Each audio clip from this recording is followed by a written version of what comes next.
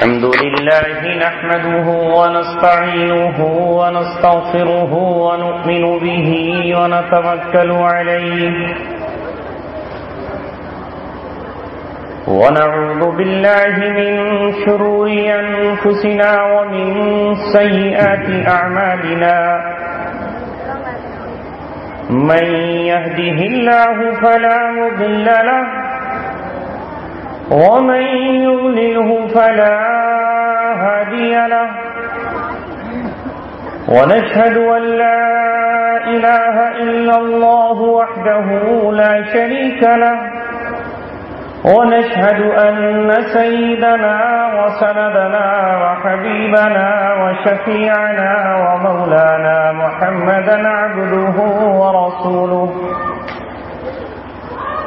وصلى الله عليه وعلى آله وصحبه وسلم تسليما كثيرا كثيرا.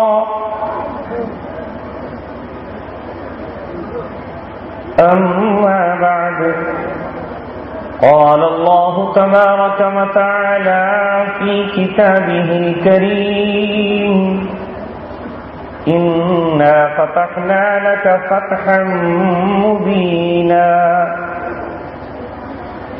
وقال تعالى في آية أخرى الذين إن مكناهم في الأرض أقاموا الصلاة وآتوا الزكاة وأمروا بالمعروف ونهوا عن المنكر. قال رسول الله صلى الله عليه وسلم الإسلام يعلو ولا يعلى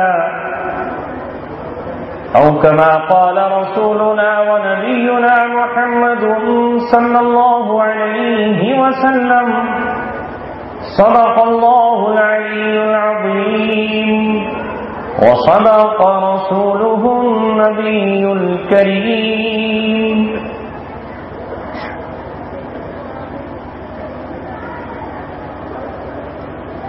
کتاب ملت بیضا کی پھر شیرازہ بندی ہے.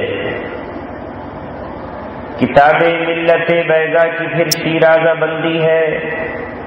یہ شاخ ہاشمی کرنے کو ہے پھر برگ و بر پیدا. اگر عثمانیوں پر کوہ غم ٹوٹا تو کیا غم ہے کہ خون 100,000 انجم سے ہوتی ہے سحر پیدا. نوا پیرا ہو اے بلبل کے ہو تیرے ترنم سے کبوتر کے تنے نازک میں شاہی کا جگر پیدا. ہزاروں سال نرگس اپنی بے نوری پہ روتی ہے بڑی مشکل سے ہوتا ہے چمن میں دیداور پیدا.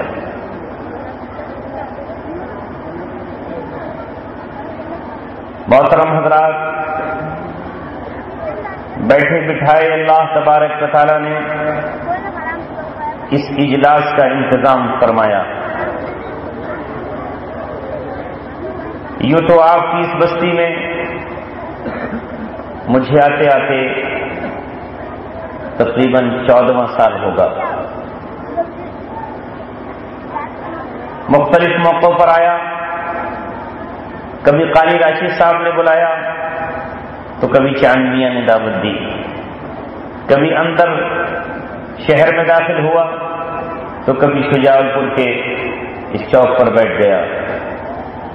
الحمدللہ آج اس ہنسی موقع پر، اس خوبصورت موقع پر، جب ہم نے 4 بچوں کے سر پر دستار فضیلت باندھ کر ابلیس کو یہ پیغام دے دیا ہے، اے ابلیس، اگر ایک طرف تیری کوششیں، تیرے ماننے والے لاکھوں کروڑوں اربوں روپے خرچ کر کے ایک ناچنے والا تیار کرتے ہیں، ایک گانے والا تیار کرتے ہیں، ایک سارنگی بجانے والا تیار کرتے ہیں، ایک بین بجانے والا تیار کرتے ہیں، تو ہم فرش پر بیٹھ کر سوکھے ٹکڑے اپنے بچوں کو بطور ناشتہ دے کر قرآن کا ایک حافظ تیار کر دیتے ہیں. اگر ایک طرف بے عمل مسلمانوں کے گھروں میں، دوسری طرف کافروں اور مشرکوں کے اپنے مکانوں میں تیرے نغمے سنائے جا رہے ہیں، تیرے گیت بجائے جا رہے ہیں، تیرے سنگیت اور میوزک اور ساز کی آوازوں سے فضا گندی اور مقدر ہو رہی ہے، تو دوسری طرف ہمارے یہ نونہال، ہمارے یہ معصوم بچے، ہماری ماؤں کی یہ لخت جگر، ہمارے غریب مزدوروں کی یہ نور نظر اللہ تبارک و تعالیٰ کی کتاب اسی طرح پڑھ رہے ہیں جس طرح 1450 برس پہلے مکہ کی سرزمین پر عبداللہ بن مسعود نے اس قرآن کی تلاوت کی تھی، جس طرح کل مکہ کی سرزمین پر ابو بکر اور عمر رضی اللہ تعالی عنہما نے اس قرآن کی تلاوت کی تھی۔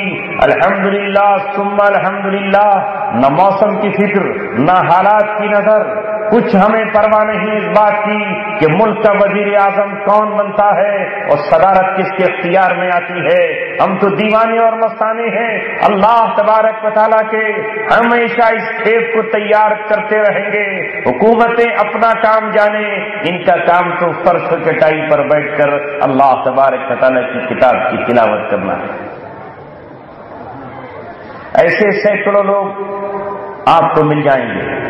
یہ جواب ہے ان باطل طاقتوں کو جو کبھی امریکہ کی سرزمین پر ایری جونز ناپاک کی شکل میں قرآن جلا کر یہ بتانا چاہتے ہیں کہ وہ قرآن کو مٹا دیں گے یا قرآن کو ختم کر دیں گے یا قرآن کریم کو دنیا سے نیست و نابود کر دیں گے۔ ہم ان کا جواب ہندوستان کی دھرتی پر کفر و شرک کے نرغے میں گھرے ہوئے، غلامی کی زنجیریں پہنے ہوئے، اور ہم اپنے بچوں کو اور اپنی اولادوں کو، معصوم بچوں کو قرآن ان کے ہاتھ میں دیتے ہیں۔ اسے نگاہ سے دیکھو، زبان سے پڑھو اور دل اور دماغ کی گہرائی میں اتار لو اور اعلان کرو، دنیا کی کوئی طاقت مسلمانوں سے قرآن نہیں چھین سکتی ہے۔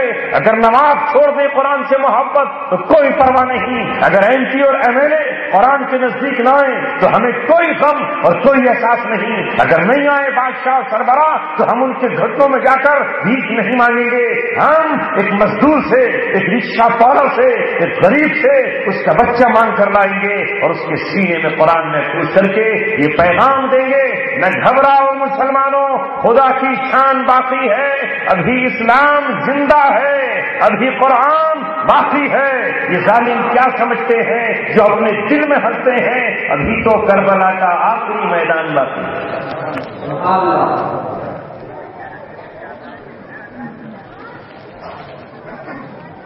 3-4 دن پہلے تک آپ حضرات نے کربلا کا تذکرہ سنا ہے، پڑھا ہے، جگہ جگہ شہیدوں کے تذکرے ہوئے ہیں۔ اسلام کی تاریخ میں شہادت بہت بڑی نعمت اور بہت ہی عجیب و غریب تمغہ ہے جو ایک مسلمان کو دیا جاتا ہے۔ یاد رکھیں مسلمانوں، امت مسلمہ اور ملت اسلامیہ شہدائے کربلا میں بھی اپنے شہیدوں کو یاد رکھتی ہے، اور اسلام کی تاریخ میں کربلا کے شہید بھی ہیں تو قادسیہ کے شہید بھی ہیں، یرموک کے شہید بھی ہیں تو یمامہ کے شہید بھی ہیں، اسلام کی تاریخ میں افغانستان کے شہید بھی ہیں تو ہندوستان میں بھی انگریزوں سے لوٹے ہوئے حافظ ضامن شہید اور نہ جانے کتنے علماء کی شکل میں یہاں بھی شہید موجود ہیں، کل بھی تھے اور آج بھی ہیں اور صبح قیامت تک رہیں گے، اس لیے کہ قرآن قیامت تک کے لیے آیا ہے، رسول اللہ صلی اللہ علیہ وسلم کی سیرت قیامت تک کے لیے آئی ہے۔ جب رسول اللہ کے سامنے کھڑے ہو کر، جب رسول اللہ صلی اللہ علیہ وسلم کے سامنے کھڑے ہو کر بدر میں 14 صحابہ نے شہادت کے جام پیے ہیں، شہادت کے دودھ پیے ہیں، شہادت کے تاج سجائے ہیں، شہادت کی موت سے سرفراز ہو کر جنت کی وادیوں میں گئے ہیں۔ جب 70 صحابہ احد کے میدان میں حضرت حمزہ کی قیادت میں جنت کا سفر کرتے ہیں، جب رسول اللہ صلی اللہ علیہ وسلم کے بھیجے کمانڈر ان چیف غزوہ موتا میں عبداللہ بن رواحہ بن کر، جعفر طیار بن کر اور زید بن حارثہ بن کر شہادت کے جام پیے ہیں، تو کون مسلمان ایسا ہوگا جو آج شہادت کی تمنا نہ کرتا ہو اور شہادت کی آرزو میں جیتا نہ ہو؟ شہادت ہے مطلوب و مقصود مومن، نہ مال غنیمت نہ کشور کشائی۔ چونکہ جلسے کا موضوع سیرت النبی ہے، نبی پاک صلی اللہ علیہ وسلم کی سیرت، مگر میں یہاں عوام سے بھی اور خواص سے بھی ایک درد بھری اپیل کرنا چاہتا ہوں کہ ہم نے رسول اللہ صلی اللہ علیہ وسلم کی سیرت کے ساتھ بھی ظلم کیا ہے۔ جیسے ابھی شاعری اور شاعرانہ انداز میں مجھ سے پہلے آپ کو قاری صاحب سمجھا رہے تھے کہ مومن کا یہ حال ہے، اور ایک لفظ سچائی کی عکاسی کر رہا تھا۔ بالکل یہی حال ہم نے قرآن کے ساتھ کیا ہے، یہی ہم نے آج رسول اللہ صلی اللہ علیہ وسلم کی سیرت کے ساتھ کیا ہے۔ آپ مجھے بتائیے، محمد رسول اللہ صلی اللہ علیہ وسلم کی زندگی، حالانکہ زندہ تو آج بھی آپ موجود ہیں، قبر اطہر میں آج بھی موجود ہیں، ہم ان لوگوں میں نہیں ہیں جن کا عقیدہ یہ ہے کہ محمد رسول اللہ صلی اللہ علیہ وسلم اپنی قبر میں نہیں ہے یا جل سڑ کر کے مٹی ہو گئے ہیں۔ ہمارا ایمان اور ہمارا عقیدہ یہ ہے کہ شہیدوں کے جسم کو بھی مٹی نہیں کھاتی تو انبیاء کرام کے جسموں کو بھی مٹی نہیں چھوتی۔ وہ زندگی تو آپ صلی اللہ علیہ وسلم کی آج بھی ہے۔ ہم ان لوگوں میں سے نہیں ہیں جو یہ کہتے ہو کہ محمد رسول اللہ صلی اللہ علیہ وسلم کو 40 سال کے بعد نبوت ملی۔ ہم ان لوگوں میں سے ہیں جو محمد رسول اللہ صلی اللہ علیہ وسلم کی اس حدیث پر جانتے ہیں اور عمل کرتے ہیں کہ آپ نے فرمایا میں اس وقت بھی نبی تھا، وَكُنْتُ نَبِيًّا وَآدَمُ بَيْنَ الْمَاءِ وَالطِّينِ، کہ محمد رسول اللہ صلی اللہ علیہ وسلم اس وقت بھی نبی تھے جب آدم مٹی اور کیچڑ کے درمیان تھے، جب آپ کا خمیر تیار ہو رہا تھا۔ یہ الگ بات ہے کہ تاج نبوت، یہ الگ بات ہے کہ تاج نبوت محمد رسول اللہ صلی اللہ علیہ وسلم کے سر پر 610 عیسوی میں رکھا گیا۔ یہ الگ بات ہے کہ تاج نبوت آپ کی دنیاوی 40 سال کی عمر میں رکھا گیا، لیکن آپ کو نبی اس وقت بھی تھے جب نہ اب تھا، نہ کب تھا، نہ جب تھا، نہ زمین تھی، نہ آسمان تھا، نہ سورج تھا، نہ چاند تھا۔ جیسا کہ ایک شاعر نے کہا ہے کہ سنسار نہیں تھا میرے سرکار سے پہلے، میرے سرکار تو موجود تھے سنسار سے پہلے۔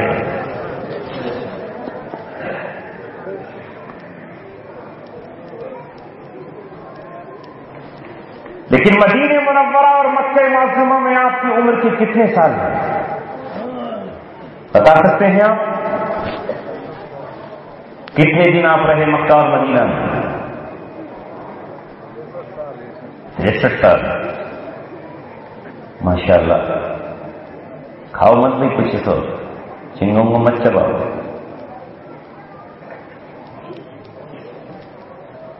کھانے کا وقت ہے، سننے کا وقت ہے۔ درود پاک پڑھ لیجیے۔ اللهم صل على محمد وعلى ال محمد كما صليت على ابراهيم وعلى ال ابراهيم انك حميد مجيد یا رب صل وسلم دائما ابدا علی حبیبک خیر الخلق کلہم۔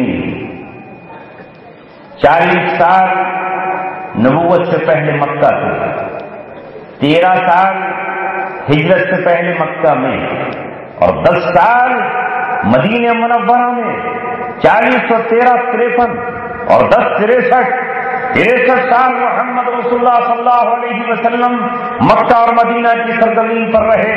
لہذا مسلمانوں، محمد رسول اللہ صلی اللہ علیہ وسلم کی مکمل سیرت اگر آپ کو سننی ہے یا پڑھنی ہے یا دیکھنی ہے یا لکھنی ہے تو وہ صرف مکہ کے 13 سال نہیں ہے، وہ پورے 63 سالہ زندگی محمد رسول اللہ صلی اللہ علیہ وسلم کی سیرت ہے۔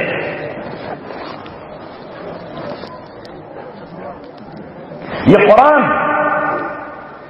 جسے اسٹیج پر جلوہ افروز علماء نے اپنے سینے میں محفوظ کیا ہے، جسے ان 4 بچوں نے اپنے دل و دماغ پر لکھا ہے، اس کے کتنے پارے ہیں؟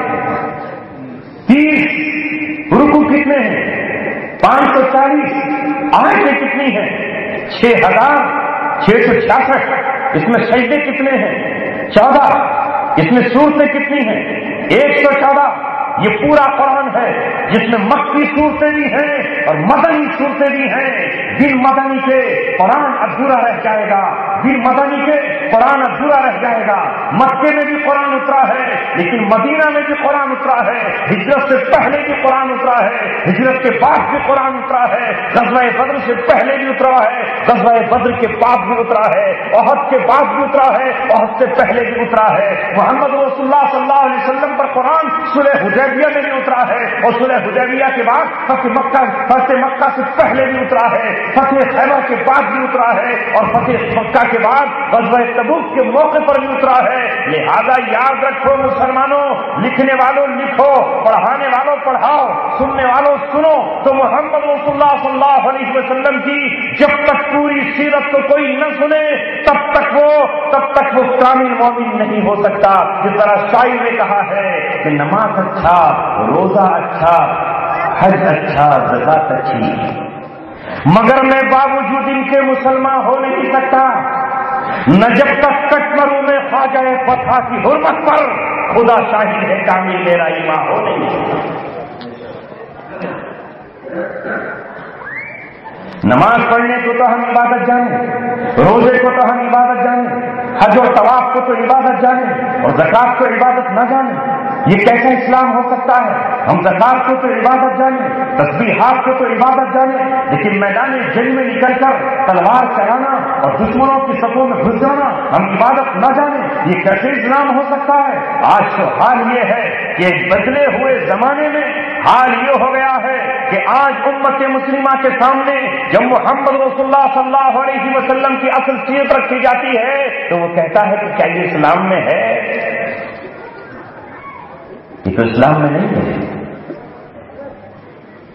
وہ کہتا ہے یہ اسلام میں کہاں ہے؟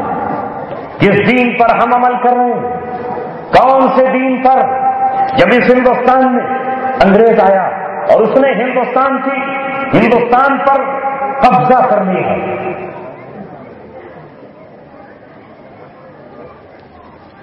اس نے جب قبضہ کر لیا تو علماء کرام نے کیا فتویٰ دیا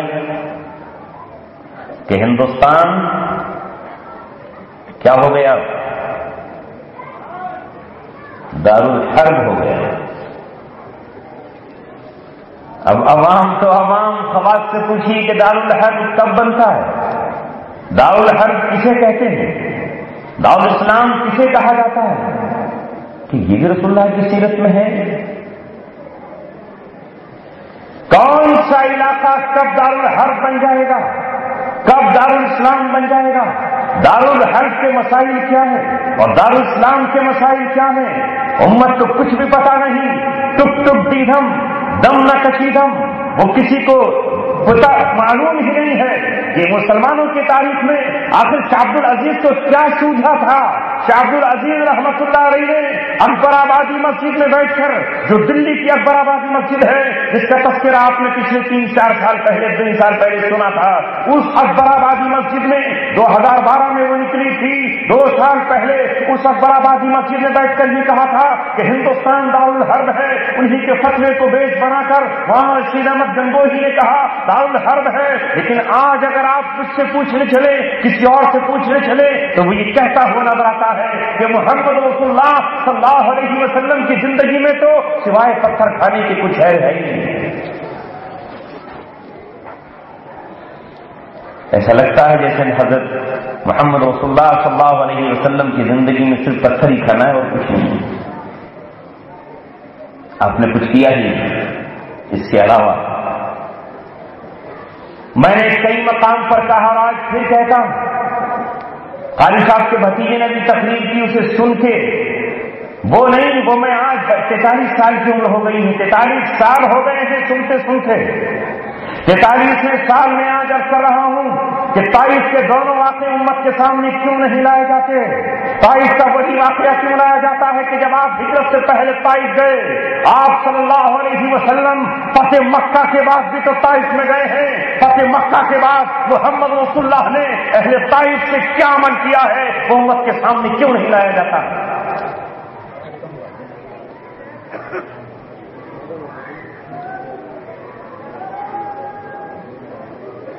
ہجرت سے پہلے یقیناً آپ کے ساتھ وہی عمل ہوا، لیکن فتح مکہ کے بعد اہل طائف نے، قبیلہ بنو ثقیف نے، حوازن نے ارادہ کیا کہ محمد رسول اللہ صلی اللہ علیہ وسلم اب ہمارے شہر کو بھی فتح کریں گے، اس سے پہلے کہ وہ ہمیں فتح کریں ہم ان پہ حملہ آور ہو جائیں۔ ان کا سردار کعب بن اسد ہے، اس نے کہا کہ ایسا مقابلہ کریں گے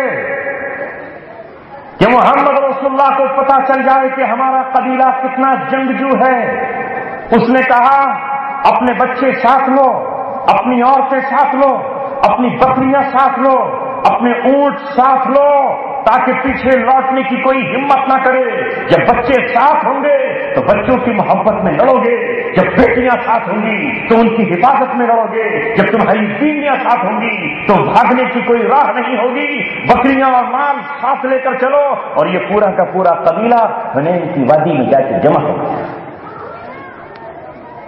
جسے غزوہ حنین کہا جاتا ہے، جس کا ذکر بھی قرآن میں کیا گیا ہے، جس کا ذکر قرآن میں موجود ہے۔ جب نبی پاک صلی اللہ علیہ وسلم کو پتا چلا کہ اہل حوازن جو تیر انداز قبیلہ ہے، جو جنگجو قبیلہ ہے، جسے اپنی جنگوں پر فخر ہے، لہذا وہ قبیلہ ہمارے مقابلے پر تیاری کر رہا ہے، تو آپ مکے سے جو لشکر آیا تھا وہ 10,000 کا تھا، 2,000 اس میں وہ مسلمان تھے جو مکہ میں مسلمان ہوئے تھے، نئے مسلمان، اس 12,000 کے لشکر کو لے کر آپ حنین کی طرف نکل کھڑے ہوئے۔ وہ قبیلہ گھاٹ میں بیٹھا تھا، آپ صلی اللہ علیہ وسلم اور آپ کے ساتھیوں کو اندازہ نہیں تھا کہ وہ یہاں تک آ گئے ہیں، وہ پہاڑوں کی اوٹ میں بیٹھے ہیں۔ جیسے ہی لشکر پہاڑوں وادی میں داخل ہوا، اس قبیلے نے کمان پر تیر چڑھائے اور اس طاقت اور اس تیزی کے ساتھ تیر برسائے کہ صحابہ کرام تتر بتر ہو گئے اور مسلمان فوجیں پہاڑوں کی اوٹ میں چھپنے لگی۔ یہی وہ مرحلہ اور مقام تھا کہ اصحاب بدر ادھر ادھر ہونے لگے، لیکن محمد رسول اللہ صلی اللہ علیہ وسلم اپنے خچر پر سوار ہیں، اور وہ تاریخی جملہ آپ نے اپنی زبان سے جاری کیا جسے تمام سیرت کی کتابوں میں لکھا گیا ہے۔ آپ نے خچر پر سوار ہو کر کہا انا النبی لا کذب انا ابن عبد المطلب، میں اللہ تبارک و تعالیٰ کا سچا نبی ہوں، اس میں کوئی جھوٹ نہیں ہے، اور میں عبد المطلب کا بیٹا ہوں۔ اگر تمہیں اپنے غازی ہونے پر فخر ہے تو مجھے اپنے ہاشمی ہونے پر فخر ہے، میں قریش کی اعلیٰ ذات سے ہوں۔ اگر تم کمان پر تیر چڑھا سکتے ہو تو محمد رسول اللہ کیسے یہاں سے بھاگ کر جا سکتا ہے؟ پھر آپ نے اپنے چچا کو آواز دی، کہا عباس زور سے آواز لگاؤ، اور وہ پکارو، یہ مسلمانوں کو کہا جا رہے ہیں۔ آپ نے کہا ایھا الانصار، اے انصار صحابہ کہو جنہوں نے میرے ساتھ جینے مرنے کی قسمیں کھائی تھی، وہ ایھا المہاجرون، ارے کہاں ہو مکہ سے چل کر آنے والے، مجھے تنہا چھوڑ کر بھاگ رہے ہو؟ یا اصحاب الرضوان، اے بیعت رضوان کرنے والوں، یا اصحاب الشجرہ، صلح حدیبیہ میں موت پر ہاتھ کی بیعت کرنے والوں، کہاں جا رہے ہو؟ جب حضرت عباس نے آواز لگائی تو صحابہ پلٹ کے واپس آئے اور اس کے بعد زوردار حملہ کیا۔ پھر اللہ تبارک و تعالیٰ کی مدد آئی اور اس پورے قبیلے کو گرفتار کیا۔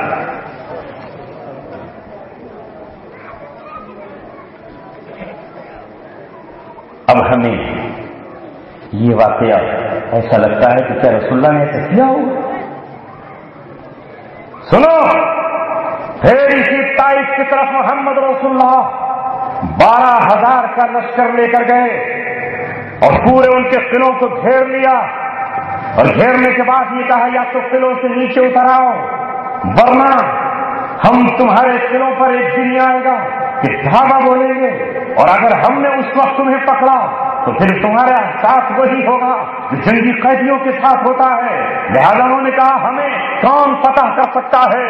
ایک دن حضرت علی رضی اللہ تعالیٰ نے اور حضرت زبیر بن عوام نے قسم کھائی اور شیر کی طرح گرجدار آواز لگا کر یہ کہا کہ اللہ کی قسم یا تو ہماری زندگی نہیں ورنہ ہم قبیلہ طائف کے قلعوں میں اندر داخل ہو کر رہیں گے. اور رسول اللہ صلی اللہ علیہ وسلم نے کہا ذرا اس قلعے کو توڑنے کے لیے منجنیق لگاؤ, جو آج کی زبان میں توپ کہی جا سکتی ہے, پتھروں سے ان کے قلعے کی دیواریں توڑ دو.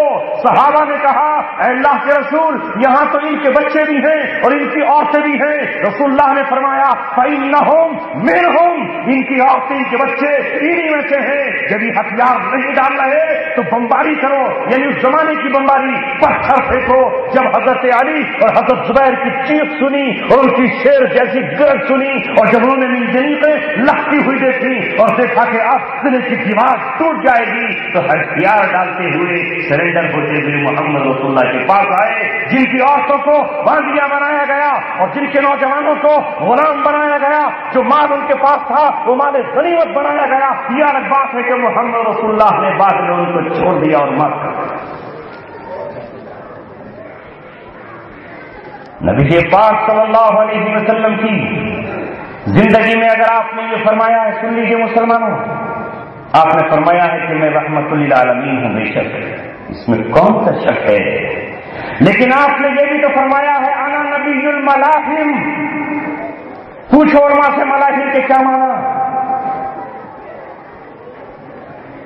انا نبی الملاحم, میں گھمسان کی جنگ کرنے والا بھی ہوں. یہ بھی آپ نے فرمایا. آپ صلی اللہ علیہ وسلم نے جہاں ایک طرف رحمت للعالمین کہا, وہیں دوسری طرف آپ نے فرمایا کہ اگر دشمن چڑھ کر آئے گا اور ہمیں چیلنج کرے گا. سنو رسول اللہ صلی اللہ علیہ وسلم کی سیرت. غزوہ احد میں 70 صحابہ شہید ہیں اور نبی پاک صلی اللہ علیہ وسلم خود زخمی ہیں. کیسی کسی سچائیاں ہیں جنہیں آج چھپا دیا گیا یہودیوں اور عیسائیوں سے ڈر کر. یعنی ہم رسول اللہ صلی اللہ علیہ وسلم کے اعمال کو چھپا رہے ہیں. ایک طرف پڑھ رہے ہیں اور دوسری طرف کہتے ہیں یہ تو قرآن اسلام میں نہیں ہے. میں آپ سے پوچھتا ہوں, غزوہ احد میں ایک سوار بڑی تیزی کے ساتھ آپ کی طرف بڑھ رہا ہے, صحابہ آپ کو گھیرے ہوئے ہیں. نبی پاک صلی اللہ علیہ وسلم سے صحابہ نے اجازت مانگی, اللہ کے رسول لگتا ہے کہ یہ آپ کی طرف آ رہا ہے, اجازت دیجیے اسے نمٹا دیں. حضرت عمر اجازت مانگ رہے ہیں, ابوبکر صدیق آپ سے پرمیشن چاہ رہے ہیں, آپ کے پاس کھڑے ہوئے طلحہ اور زبیر آپ سے پرمیشن مانگ رہے ہیں. لیکن رسول اللہ صلی اللہ علیہ وسلم نے کہا نہیں ہٹو, یہ ابی بن خلف ہے جو مجھ سے میری ہی طرف بڑھ رہا ہے, میں ہی اس کا مقابلہ کروں گا. تمام صحابہ کو ہٹا دیا آپ نے اور آپ نے کہا اس نے مکے میں مجھے چیلنج کیا تھا اور یہ کہا تھا کہ محمد رسول اللہ میں اپنے گھوڑے کو تر و تازہ کر رہا ہوں, جس دن مقابلہ تجھ سے میرا ہوگا تو میں تجھے قتل کروں گا. اس وقت محمد رسول اللہ نے کہا تھا کہ انشاءاللہ میں ہی تجھے قتل کروں گا. آپ نے صحابی کے ہاتھ سے برچھا لیا اور برچھا لے کر اس زور سے اس کے مارا کہ اس کی گردن کی ہتھیلی ٹوٹ گئی اور گھوڑے سے زمین پر گرا اور اس کے بعد اس کی ہمت نہ تھی کہ محمد رسول اللہ صلی اللہ علیہ وسلم کے سامنے ٹک جائے. کس نے قتل کیا اس کا؟ رسول اللہ صلی اللہ علیہ وسلم نے کیا کہ نہیں کیا؟ پڑھتے ہو کہ نہیں کرنے کی نصاب میں؟ مگر نہیں, آپ صلی اللہ علیہ وسلم نے تو کبھی تھپڑ بھی نہیں مارا. انیزا تو ضرور مارا, تھپڑ نہیں مارا. کیا کہنے, اس امت کو عیسائیوں نے ایسے میٹھے لڈو دیے, ایسا زہر دیا, یہودیوں نے ایسا زہر دیا کہ وہ خود تو اسلام پر چل رہا ہے, یعنی اسلام کی جو جنگیں تھیں وہ اس نے اپنا لی اور ہمیں عیسائیت کا لبادہ پہنا کر کہنے لگا کہ عیسیٰ علیہ السلام کی زندگی فالو کرو. ان کے قول ہیں جو آج کی بدلی ہوئی انجیل میں لکھے ہوئے ہیں کہ کسی نے دائیں ہاتھ پہ گال چاٹا مارا تو بایاں گال پیش کر دو, اور بائیں پہ مارا تو پھر داں پیش کر دو, اور پھر اس کے بعد مارے تو پھر پیش کرتے چلے جاؤ. تمہیں کچھ نہیں کہنا ہے. وہ عیسائی جو قرآن نے ہمیں حکم دیا وہ وَأَعِدُّوا لَهُمْ مَا اسْتَطَعْتُم مِّن قُوَّةٍ وَمِن رِّبَاطِ الْخَيْلِ تُرْهِبُونَ بِهِ عَدُوَّ اللَّهِ وَعَدُوَّكُمْ. جو قرآن نے ہم سے کہا کہ تم دشمنوں کے مقابلے کے لیے ہتھیار اکٹھے کرو، اسلحہ بناؤ، گھوڑے چتکبرے پالو، جنگی گھوڑے پالو. کیوں؟ تُرْهِبُونَ بِهِ عَدُوَّ اللَّهِ وَعَدُوَّكُمْ. تمام مفسرین اس آیت کی تفسیر میں لکھتے ہیں کہ رسول اللہ کے زمانے میں تیر بنانا، تلوار بنانا اس قرآن کی آیت میں آتا تھا. آپ نے خیبر کی طرف جو صحابہ بھیجے تھے جو یہودیوں سے ٹیکنیک حاصل کرنے کے لیے گئے تھے، عیسائی پہ عمل کرتا رہا. اس نے تلوار پھینک دی، اس نے کمان کا دور ختم کر دیا، اس نے بندوق بنائی، اس نے میزائل بنایا، اس نے ٹینک بنائے، اس نے بختر بند گاڑیاں بنائی، اس نے اینٹی ایئرکرافٹ گنیں بنائی، اس نے ہائیڈروجن بم بنائے، اس نے نائٹروجن بم بنائے، اس نے فاسفورس بم بنائے، اس نے اپنے تمام ہتھیار بنا لیے. اور امت مسلمہ کہتی ہے کہ رسول اللہ تو پوری زندگی یہ کہتے رہے کہ کوئی گالیاں دے تو اسے پھول برساؤ. حالانکہ قرآن کہہ رہا ہے فَإِنِ اعْتَدَىٰ عَلَيْكُمْ فَاعْتَدُوا عَلَيْهِ بِمِثْلِ مَا اعْتَدَىٰ عَلَيْكُمْ. اگر کسی نے تم پر زیادتی کی ہے تو تم بھی زیادتی کرو اس پر ایسے ہی جیسے اس نے تم پر کی ہے. کہ قرآن کہہ رہا ہے ہر زیادتی تم اس سے زیادہ مت کرو. ارے مسلمانوں کو تو اللہ تبارک و تعالیٰ نے قرآن میں برابری کا قانون دیا جس کا نام ہے قصاص. کتب علیکم القصاص فی القتل. تمہارے جو لوگ قتل کر دیے گئے ہیں ان کے سلسلے میں اللہ نے قصاص کا قانون اتارا ہے. اور قصاص کے معنی ہے برابری. کیا قانون اتارا ہے؟ الحر بالحر، آزاد کے بدلے میں آزاد، غلام کے بدلے میں غلام. الحر بالحر والعبد بالعبد والانثى بالانثى. اور عورت کے بدلے میں عورت. اگر عورت قتل کرے گی کسی مرد کا تو اس عورت کو قتل کیا جائے گا. اگر عورت قتل کرے گی کسی غلام کا تو اس عورت کا قتل کیا جائے گا. اگر غلام قتل کرے گا آزاد کا تو غلام کو قتل کیا جائے گا. اور اگر آزاد قتل کرے گا غلام کا تو غلام کو قتل کیا جائے گا. یہاں تک کہ اگر ایک شخص کو قتل کرنے میں پوری جماعت شریک ہے اور اس قتل ہونے والے کے وارث یہ کہتے ہیں کہ ہمیں اپنے مقتول قتل ہونے والے کا بدلہ چاہیے تو اسلامی عدالت ان کو قتل کرائے گی. تو اسلام تو کہہ رہا ہے بدلہ ہے. ہم کہہ رہے ہیں آپ میں بدلہ نہیں لے رہا ہے. ہمارے تو بدلہ لینا ہے ہی نہیں. قرآن کیا کہہ رہا ہے؟ پوچھو چاندیاں ہیں. اس لیے اپنے حافظوں کو عالم بھی بنایا کرو اور یہ بھی دعا کیا کرو کہ اللہ تعالیٰ حق پرست تعلیم بنا دے. کیونکہ بنی اسرائیل کا قصور یہی تھا، انہوں نے حق کو چھپا کر بیٹھ گئے. اللہ کی کتاب میں کچھ لکھا تھا اور وہ اسے چھپائے ہوئے تھے. اگر ہم نے اسے ظاہر کر دیا تو ہم سے تو بادشاہ ناراض ہو جائیں گے، ہم سے تو امیر ناراض ہو جائیں گے، ہم سے تو سربراہ ناراض ہو جائیں گے، ہم سے تو فلاں ناراض ہو جائیں گے. اس لیے اللہ کی کتاب میں جو لکھا تھا اسے چھپائے گئے تھے، اسے چھپایا. اللہ تبارک و تعالیٰ نے ہم سے کہا کہ تم ضرور بیان کرو گے اور چھپاؤ گے نہیں. ولا تکتمونہ، تم نہیں چھپاؤ گے اللہ تبارک و تعالیٰ کی آیت کو. اور ان سے کہا گیا ولا تلبسوا الحق بالباطل، تم حق کو باطل کے ساتھ گڑبڑ مت کرو. اس سے دودھ کے ساتھ پانی ملا دیا، پتہ نہیں چل رہا یہ پانی کتنا ہے دودھ کتنا ہے. ایسی حق کے ساتھ باطل میں رہنا. تم الحق، اور حق کو بھی مت چھپاؤ. نہ گڑبڑ کرو نہ چھپاؤ. وانتم تتلون الکتاب، ارے تم تو اللہ کی کتاب پڑھتے ہو. اے مسلم نوجوانوں سنو، جلسے کی چوٹ کا ہو. ہمارے قرآن میں لکھا ہے ان النفس بالنفس، جان کے بدلے میں جان. والعین بالعین، آنکھ کے بدلے میں آنکھ. والانف بالانف، ناک کے بدلے میں ناک. والاذن بالاذن، کان کے بدلے میں کان. والسن بالسن، دانت کے بدلے میں دانت. والجروح قصاص، اور زخموں کی برابری ہے. اگر کسی نے کسی کو زخمی کیا ہے تو 323 سے مسئلہ نہیں اٹھے گا، 324 پہ FIR درج نہیں ہوگی. لاٹھی سے پیٹ دیا تو 323 اور دھاردار سے مار دیا 324. اور چاہے کتنا ہی گہرا گھاؤ ہو، ڈاکٹر صاحب کو پیسے دے دیے تو وہ بھی ختم ہو گیا. ڈاکٹر صاحب کو پیسے دیے تو ہڈی ٹوٹ گئی، اور ڈاکٹر صاحب کو پیسے نہ دیے ٹوٹی ہوئی ہڈی بھی نہیں ٹوٹی. نہ 308 بنی نہ 307.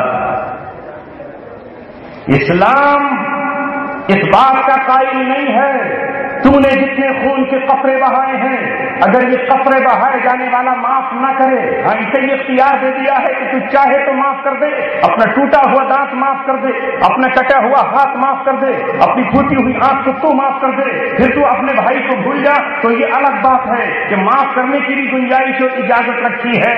لیکن اگر وہ مطالبہ کرے تو ساری دنیا ایک طرف کھڑی ہو، حکومت اور وزیر ایک طرف کھڑا ہو، لیکن اسلامی عدالت اسے یہ سزا دلا کر رہے گی۔ ارے اسلام ہی تو برابری کا قانون لے کر آیا ہے، اس کے علاوہ اور کون برابری کا قانون لایا ہے؟ مگر عیسائی کہتے ہیں کہ تم ہمارے ایک تھپڑ مارو گے تو ہم تمہاری پوری نسلوں کو تباہ کر دیں گے، لیکن ہم قتل کرتے رہیں تو تم ہمارے ساتھ کچھ نہیں کرو گے۔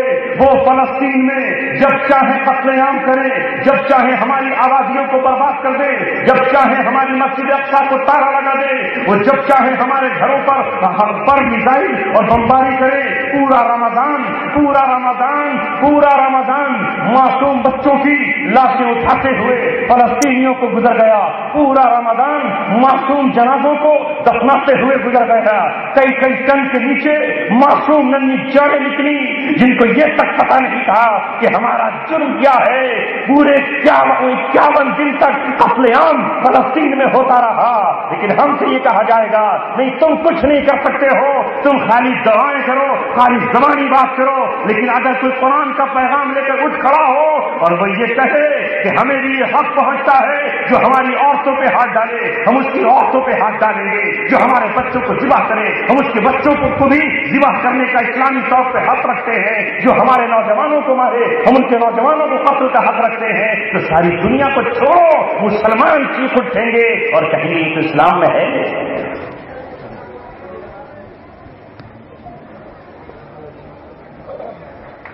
پہلے اسلام سمجھ لو مسلمانوں، اسلام وہ نہیں ہے جو ہمیں آ کر یہودی پڑھا رہے ہیں، جو ہمیں آ کر مہاتما بدھ پڑھائیں وہ اسلام نہیں ہے، جو ہمیں آ کر مہاتما گاندھی پڑھائیں وہ نہیں ہے، جو ہمیں آ کر بابا جی امبیڈکر پڑھائیں وہ اسلام نہیں ہے۔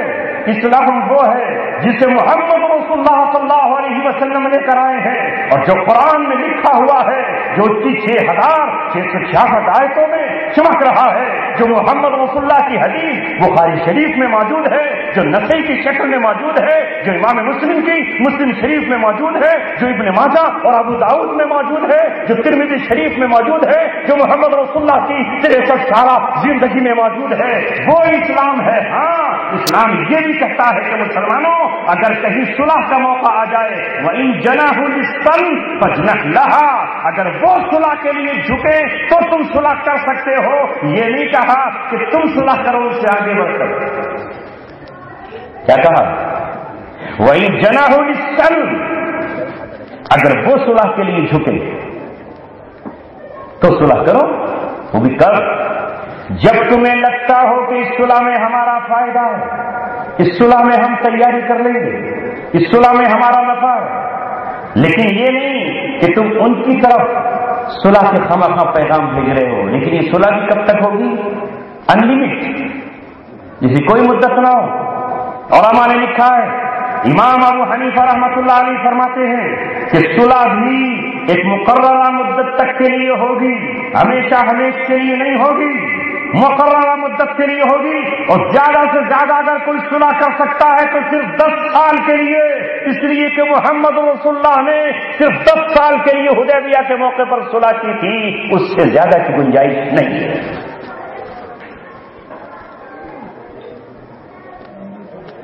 افسوس سب افسوس، تو ہی ناداں چند کلیوں پہ قناعت کر رہا، ورنہ گلشن میں علاج تنگی داما بھی ہے۔ تو نے ہی اسلام کو چھوڑ دیا۔ یہودیوں سے پوچھتا ہے مجھے اسلام بتاؤ کیا ہے، عیسائیوں سے ہم پوچھتے ہمیں بتاؤ اسلام کیا ہے، قرآن سے نہیں پوچھتے، محمد رسول اللہ صلی اللہ علیہ وسلم سے نہیں پوچھتے، زمانے والوں کی فکر کرتے ہیں کہ زمانہ ہمیں کیا کہے گا، اور صحابہ کے بارے میں اللہ تبارک و تعالیٰ فرما رہا ہے. اللہ تعالیٰ قرآن میں ایک جماعت کے بارے میں فرماتا ہے وَلَا يَخَافُونَ لَوْمَةَ لَائِمٍ، وہ ملامت کرنے والوں کی ملامت کی پرواہ نہیں کریں گے کہ وہ ملامت کرنے والے انہیں کیا کہیں. میرے قرآن میں اللہ کی کتاب میں 4 عورتوں سے مسلمانوں کے لیے شادی کرنا بیک وقت جائز ہے. میرے نبی کے 9 یا 11 نکاح ہوئے، 9 یا 11 بیویاں ہیں. دنیا کچھ بھی بکتی رہے، میں یہ کہوں گا کہ میرے نبی کی اتنی ہی بیویاں تھیں، میرے نبی کو اجازت ملی ہوئی تھی. اور آج سے لے کے قیامت تک ایک مسلمان بیک وقت 4 نکاح 4 بیویاں رکھ سکتا ہے.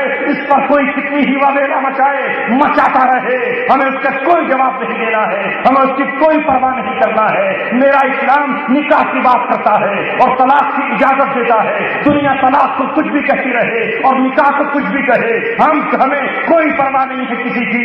اسلام زنا سے روکتا ہے. دنیا زنا کو کتنا ہی اچھا کہتی رہے، لیکن ہمیں اس سے کچھ لینا دینا نہیں ہے. مگر آج تو ہم کیا کہتے ہیں کہ میاں اگر اسلام پر چلو گے تو اسلام بدنام ہو رہا ہے.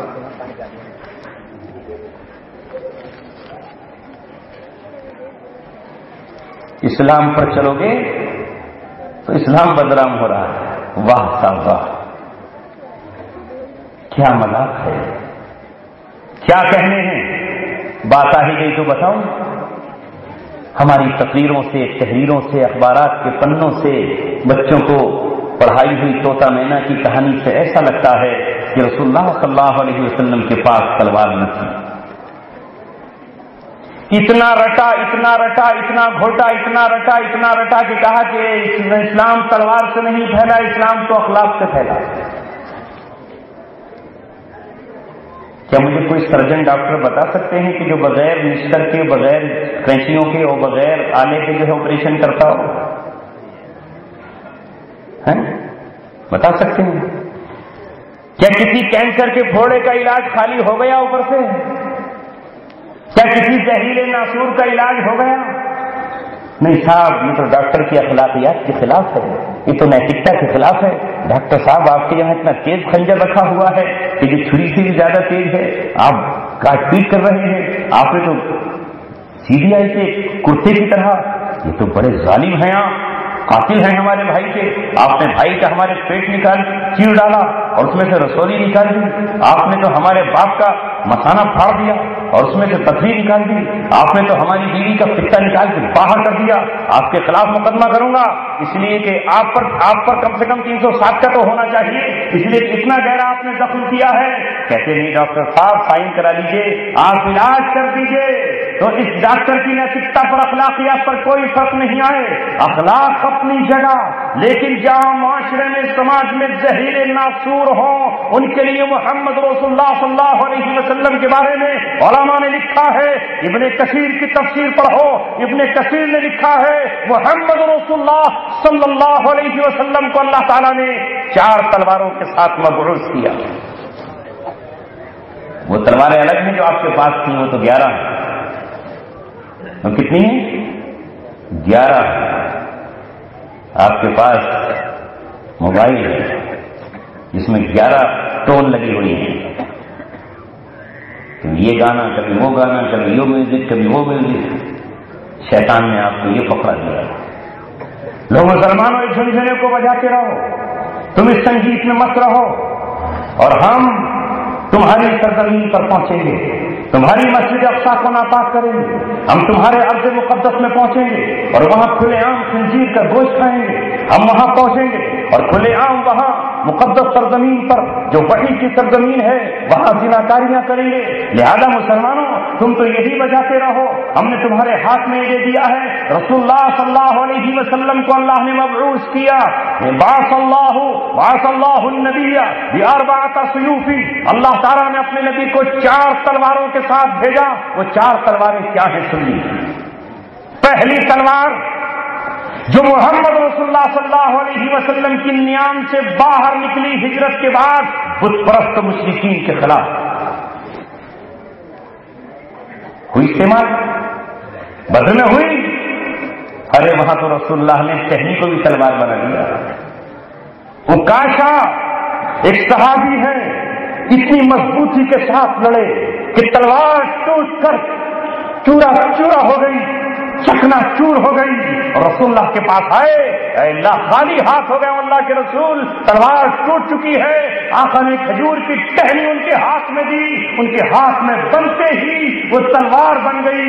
حضرت عکاشہ جنگ بدر کے بعد کہتے تھے، لو آؤ میری اس تلوار کو دیکھو جو رسول اللہ کے ہاتھ میں ٹہنی تھی اور مجھے دیا تو تلوار بن گئی ہے۔ اگر کوئی قوم حضرت موسیٰ کے معجزوں پر فخر کرتی ہے کہ ان کے ہاتھ میں لاٹھی تھی، زمین پہ گیری تو سانپ تھی اور ہاتھ میں لی تو لاٹھی تھی، آؤ میرے نبی کا معجزہ دیکھو، آپ کے ہاتھ میں ٹہنی ہے اور جو میرے ہاتھ میں دی ہے تو تلوار ہے۔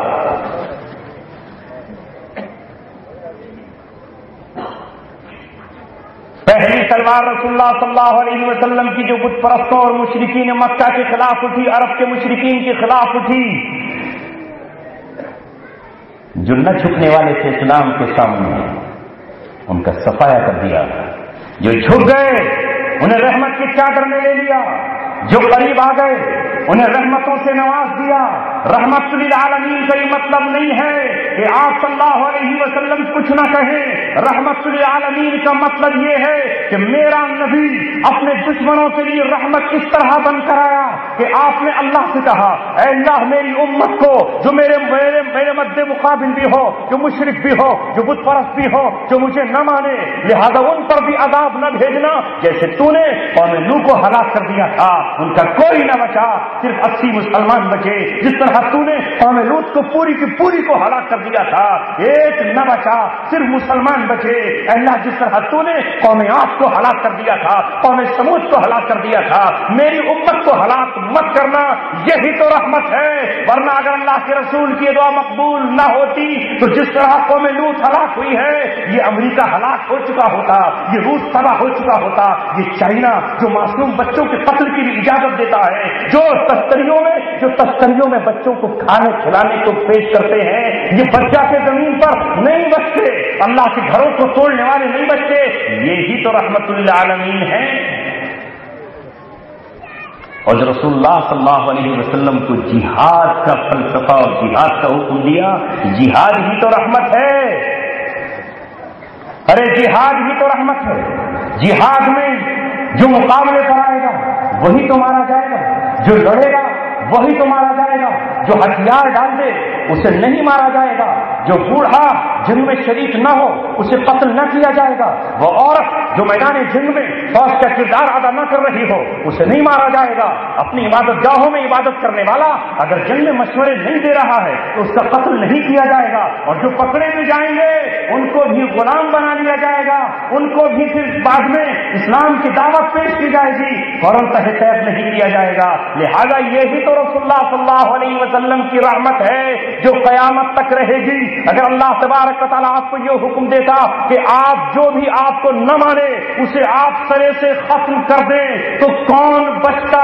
لہذا جو آپ کے دین کو نہ مانے لیکن یہ کہے کہ میں جزیہ دینے کے لیے تیار ہوں تو اسے قتل نہیں کر سکتے، وہ ذمہ بن جائے گا۔ یہی تو رحمت ہے۔ ہم نے رحمت کا مفہوم کون سا پیش کیا؟ کیا رحمت کا مفہوم یہ ہے کہ ایک ماں اپنے بیٹے سے محبت کرتی ہے، اس کے دل میں رحمت و شفقت ہے تو بیٹا گالیاں بکتا چلا جائے اور ماں کچھ بھی نہ کہے، اس کے چہرے پہ بل نہ پڑے؟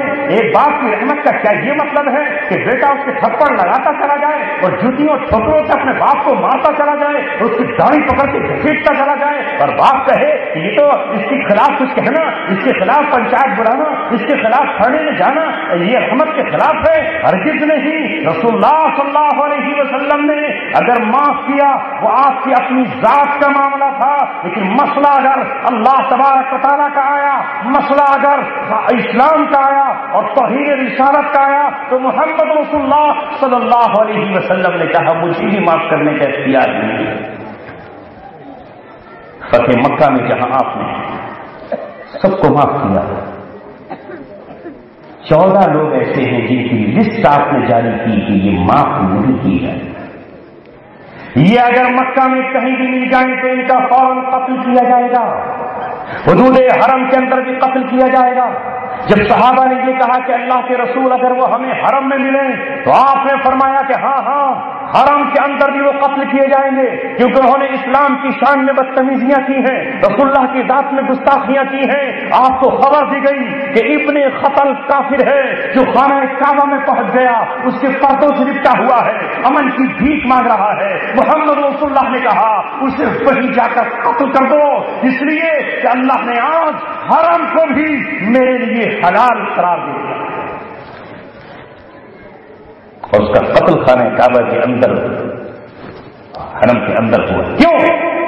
اس کی دو باندیاں قتل کی گئی جن کے ذریعے سے وہ رسول اللہ کی شان میں گستاخی کراتا تھا۔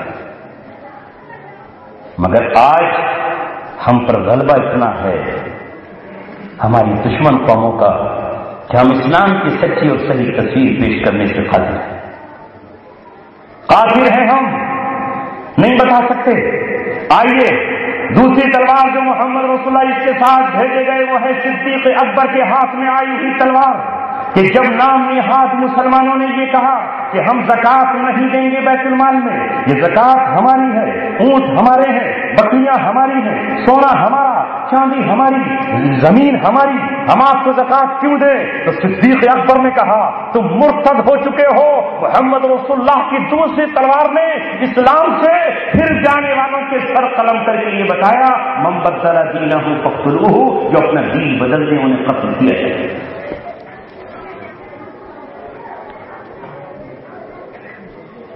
تیسری تلوار جو حضرت عمر بن خطاب رضی اللہ تعالیٰ عنہ کے ہاتھ میں آئی، یہ بھی محمد رسول اللہ صلی اللہ علیہ وسلم کی تلوار ہے جو ایران کے مجوسیوں کے خلاف اٹھی اور عیسائیوں جو اس وقت کے اہل کتاب تھے ان کے خلاف اٹھی، اور مجوسی اور اہل کتاب یہ ان دونوں کے خلاف اٹھی۔ ایک طرف آپ نے لشکر ایران کی طرف روانہ کیا اور دوسری طرف آپ نے لشکر رومیوں کی طرف روانہ کیا، اور اس آیت پہ عمل ہوا وَقَاتِلُوا الَّذِينَ لَا يُؤْمِنُونَ بِاللَّهِ وَلَا بِالْيَوْمِ الْآخِرِ وَلَا يَدِينُونَ دِينَ الْحَقِّ وَلَا يُحَرِّمُونَ مَا حَرَّمَ اللَّهُ وَرَسُولُهُ وَلَا يَدِينُونَ دِينَ الْحَقِّ، وہ لوگ جو اہل کتاب میں سے ہیں جو اللہ کے دین کو دین نہیں مانتے، جو اللہ کے اور اس کے رسول کی حرام کی ہوئی چیزوں کو حرام نہیں جانتے، اور ان سے آپ اس وقت تک قتال کرے حتی یعطوا الجزیہ عن ید وہم صاغرون، یہاں تک کہ یہ ذلیل و خوار ہو کر جزیہ نہ دینے لگے۔ تیسری تلوار ہوئی رسول اللہ کی جو حضرت عمر کے ہاتھ میں آئی، اور چوتھی حضرت علی کے ہاتھ میں آئی، جنہوں نے نہ کسی خوارج اور باغی جماعتوں سے قتال کیا، اور جو اسلام کے باغی ہو گئے جن میں خوارج بھی تھے، سبائی بھی تھے، حضرت علی رضی اللہ تعالیٰ عنہ کے خلاف وہ اٹھ کھڑے ہوئے اور ایک نئے فرقے کی بنیاد ڈالنا شروع کی، تو حضرت علی رضی اللہ تعالیٰ عنہ کی تلوار ان پر چمکی اور بجلی بن کر کے ان کے سروں پہ کوندی۔ یہ رسول اللہ صلی اللہ علیہ وسلم 4 تلواروں کے ساتھ بھیجے گئے۔ رسول پاک صلی اللہ علیہ وسلم جس دین کو لے کر آئے ہیں، کون کہتا ہے کہ اس میں آج بھی جبرن مسلمان بنانا جائز ہے؟ نہیں ہے جائز، ہرگز نہیں ہے۔ اگر یہ اسلام میں جائز ہوتا تو یاد رکھو دنیا کے چوتھائی حصے پر اور جن علاقوں پر ہم نے حکمرانی کی ہے، جہاں 90 سال پہلے ہماری حکومت گئی ہے، زیادہ وقت نہیں گزرا ہے، صرف 90 سال ہوئے ہیں۔ 4 مارچ 1924 یہ 3 مارچ 1924 کو ہماری حکومت گئی ہے۔ اگر اسلام میں تلوار کے ذریعے سے مسلمان بنانا جائز ہوتا تو رب کعبہ کی قسم پروردگار کی روئے زمین پر مسلمانوں کے علاوہ دنیا میں جہاں ان کی حکومت تھی کوئی ایک شخص بھی دوسرے دین والا نہیں۔ دوسروں کی عبادت گاہیں اس لیے بچی کہ جب ہمارے سامنے کوئی ہتھیار ڈال دے تو وہ ذمہ بن جاتا ہے، اور ہمارے ذمہ یہ ہو جاتا ہے کہ ہم اس کے خون کی حفاظت کریں، اب ہم اس کے بچوں کی بھی حفاظت کریں، وہ اہل ذمہ ہیں۔ اگر کوئی مسلمان بھی ان کو ستاتا ہے تو مسلمان سے بھی برابر کا مقدمہ اس پر چلایا جائے گا۔ لہذا عزیزوں، ساتھیوں اور دوستوں، محمد رسول اللہ صلی اللہ علیہ وسلم کی مکمل سیرت پڑھنے، جاننے اور اسے سمجھنے کی ضرورت ہے۔ یہ نہ سمجھنے کی بنیاد پر آج ہم سے یہ غلطی ہو رہی ہے کہ ہم حق کو باطل اور باطل کو حق جان لیں۔ ہاں ایسا ہو رہا ہے۔ اسی لیے تو 1450 برس پہلے رسول اللہ نے ایک دعا ہم کو سکھلائی، وہ ہم بھول گئے، ہمیں یاد نہیں۔ اللہم ارنا الحق حقا وارزقنا اتباعہ، اے اللہ جو حق ہے وہ ہمیں حق دکھائیے، اور جو باطل ہے وہ ہمیں باطل ہی دکھائیے۔ اے اللہ حق کو حق دکھا کر اس پر چلنے کی توفیق عطا فرمائیے، اور جو باطل ہے اسے باطل دکھا کر اس سے بچنے کی ہمیں توفیق عطا فرمائیے، ورنہ کہیں ایسا نہ ہو کہ ہم حق کو باطل سمجھ بیٹھے اور اس کے پیچھے چل پڑے، اور حق کو اور باطل کو حق سمجھ بیٹھے اور حق باطل کی تائید کر بیٹھے۔ کیا قرآن کی وہ آیتیں یاد نہیں ہمیں کہ جب ابو جہل بدر میں نکلا تو وہ تو اپنے آپ کو حق پر سمجھ رہا تھا، وہ اپنے آپ کو حق پر سمجھ رہا تھا، خانہ کعبہ کے پردے پکڑ کر اس نے کہا تھا اے اللہ ہم میں جو حق پر ہو اسے زندہ رکھنا اور جو حق پر نہ ہو اسے شکست دے دینا۔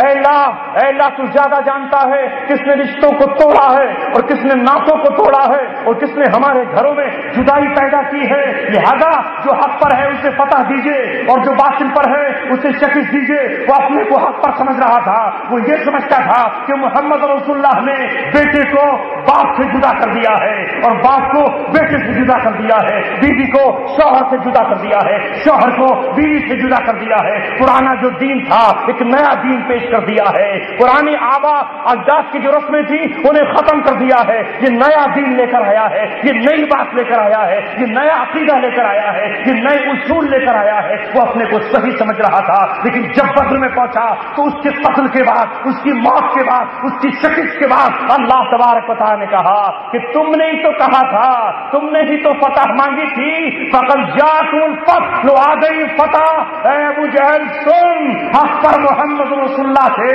ان کی طرف فتح آ گئی اور تو باطل پر تھا، اس نے ہی تو دعا مانگی تھی، دعا تیری سن لی گئی۔ تو ابو جہل جو جاہلوں کا امام ہے، اس جاہلوں کا امام ہے، وہ اپنے کو حق پہ سمجھ رہا تھا، تو کیا آج امریکہ اپنے کو حق پہ نہیں سمجھ رہا؟ اور آپ بھی کہہ رہے ہو ہاں وہی حق پر ہے، تو بالکل حق پر ہے۔ یہ عراق میں جو اس وقت مسلمانوں کا ایک گروہ ہے یہ باطل ہے، یہ اسلام پہ کہاں ہے؟ امریکہ اسلام پر ہے۔ ارے مسلمانوں، میں نے ایسے لوگوں کی بیانات اور ان کے جملے سنے ہیں جن سے انشاءاللہ کل قیامت کے میدان میں بات ہوگی، جنہوں نے یہاں تک کہہ دیا ہے کہ اے اللہ اس عراق و شام میں یہ جو اس مسلمان ہیں جو آج خون بہا رہے ہیں ہم ان سے بری ہیں، اے اللہ ہم ان سے برات کا اظہار کرتے ہیں اور تو گواہ رہنا نہ ہم ان سے ہیں، ان کے وجود سے تو ملک عراق و شام کو پاک کر دے۔ اس کا مطلب یہ ہوا کہ امریکہ جو خون بہا رہا ہے وہ حق خون بہا رہا ہے اور یہ ناحق خون بہا رہے ہیں۔ ذرا اندازہ تو لگاؤ کیا بگاڑا تھا انہوں نے، کیا بگاڑا تھا انہوں نے۔ آپ یہ تو کہہ سکتے ہو، آپ کہہ سکتے ہو کل کا جو دن آ رہا ہے 9/11 کی برسی ہے، 9/11 سمجھتے ہیں 9 تاریخ 11واں مہینہ، کل کا جو دن آئے گا تو امریکہ میں اس دن 2001 میں اس کی 2 عمارتوں پر حملہ ہوا تھا، اس کے ٹاور گرا دیے گئے تھے جو 110 مالہ بلڈنگیں تھیں، اور اس کا الزام لگا تھا کہ یہ افغانستان کی حکومت نے اور وہاں بیٹھ کر سعودی سے ہجرت کرنے والے شیخ اسامہ نے ہم پر یہ حملہ کیا ہے۔ لہذا اس کے بعد وہ افغانستان پر چڑھ دوڑا اور آج 13واں سال داخل ہو چکا ہے۔ اکتوبر میں حملہ ہوا، 13 سال تک مسلسل اس قوم پر آگ و خون کی بارش ہو رہی ہے۔ افغانستان پر آپ کہو کہ ہاں سزا ملنی چاہیے تھی، اس لیے کہ ان کی تجارت کی منڈیوں کو کیوں گرایا اور کیوں ایسا انہوں نے عمل کیا اور کیوں شیخ کو انہوں نے پناہ دی۔ لیکن میں آپ سے اور پوری دنیا سے سوال کرتا ہوں، اہل عراق نے تو کسی کے ماتھے پر تھپڑ پیٹ نہیں مارا۔ اہل عراق کا صدر تو صدام تھا جو مذہبی بھی آدمی نہیں تھا، جو اسلام پسند بھی نہیں تھا، جو رشین بلاک میں تھا۔ اس کا کیا قصور تھا؟ اس نے کیا کیا تھا؟ اس کا کون سا آدمی اس حملے میں شریک تھا؟ اس نے امریکہ کا کون سا ہوائی جہاز گرایا تھا جو اس کے پورے ملک پر حملہ آور ہوئے اور 2003 کے بعد پورے عراق کو آگ و خون میں نہلا دیا گیا؟ ان کی وہ بیٹیاں جن کے چہروں پر نقابیں پڑی ہوئی تھی، وہ صحابہ کی اولادیں تھی، ان کی نسبت شیخ عبد القادر جیلانی سے تھی، وہ عبداللہ بن مسعود سے نسبت رکھتی تھی، ان میں سے کسی کے نام عائشہ اور فاطمہ تھے، ان میں سے کسی کا نام رقیہ اور ام کلثوم تھا، ان میں سے ان کے بیٹوں کے نام کسی کا ابو بکر اور کسی کا عمر تھا، اور کوئی عثمان اور کوئی علی تھا، سب کے سب اٹھا لیے گئے، اٹھانے کے بعد ابو غریب جیل میں بند کر دیے گئے، جہاں ان کے جسموں کو ننگا کر دیا گیا، ان کے مسجد کے علماء اٹھائے گئے، ان کی داڑھیاں مونڈ دی گئی، ان کے بال مونڈ دیے گئے، ان کی بھویں مونڈ دی گئی، ان کے منہ مسرا کر دیا گیا، ننگے بدن ان کے جسموں پر کتے چھوڑ دیے گئے، اور ان کے اوپر ان کو مجبور کیا گیا کہ وہ ایک دوسرے کے ساتھ بدفعلی کرے، اور ان کی وہ بہنیں جو ان کے گھروں سے اٹھائی گئی تھیں، جن کے خطوط اخبارات میں چھپے ہیں، میں نے کئی جگہ پڑھ کر بیان کیے ہیں، کئی جگہ پڑھ کر بیان کیے ہیں۔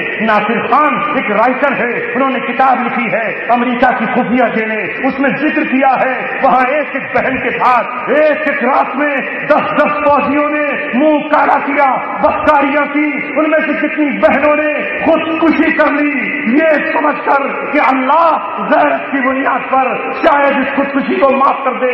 ہم روزانہ کی طرح عیسائی کتوں کے ظالم پنجوں کا نشانہ بنے، وہ 2003 سے لے کر کے 2011 تک ظلم و ستم ہوتا رہا، بچے اٹھائے جاتے رہے، مسجدیں ڈھائی جاتی رہی، خانقاہوں کو تباہ کر دیا گیا، علماء پکڑے جاتے رہے، جو وہاں کی قوم نے قرآن کو سامنے رکھ کر پھر ہتھیار اٹھا لیے، اور ہتھیار اٹھا کر یہ کہا کہ کوئی ہماری مدد کو آئے یا نہ آئے، کوئی والو آؤ مت آؤ، اردن والو آؤ مت آؤ، تم تو سب ان کے غلام ہو، او سعودیہ میں رہنے والوں تم آؤ یا مت آؤ، یہ سرزمین ہے حضرت حسین کی، یہ سرزمین ہے حضرت علی کی، یہ سرزمین ہے جنید بغدادی کی، یہ سرزمین وہ ہے جہاں تاتاریوں سے ایک مار کا لڑا گیا تھا، لہذا اب ہم اٹھ کھڑے ہوئے ہیں۔ اللہ تبارک و تعالیٰ نے اس خون کی بنیاد پر، اس قربانی کی بنیاد پر آج اللہ تبارک و تعالیٰ نے انہیں یہ موقع عطا فرمایا کہ وہ ابو غریب جیل پر پہنچے، پچھلے سال غالباً ستمبر کا مہینہ ہے، عید کے بعد کا مہینہ ہے، جیل کے اندر داخل ہوئے، دروازے توڑ کر اپنی بہنوں سے کہا لو بہنوں ہم آ گئے ہیں، اور آج کے بعد اب تمہارے ہاتھوں میں کوئی ہتھکڑی لگانے کے لیے نہیں آئے گا، اب تمہارا امیر ایک بغدادی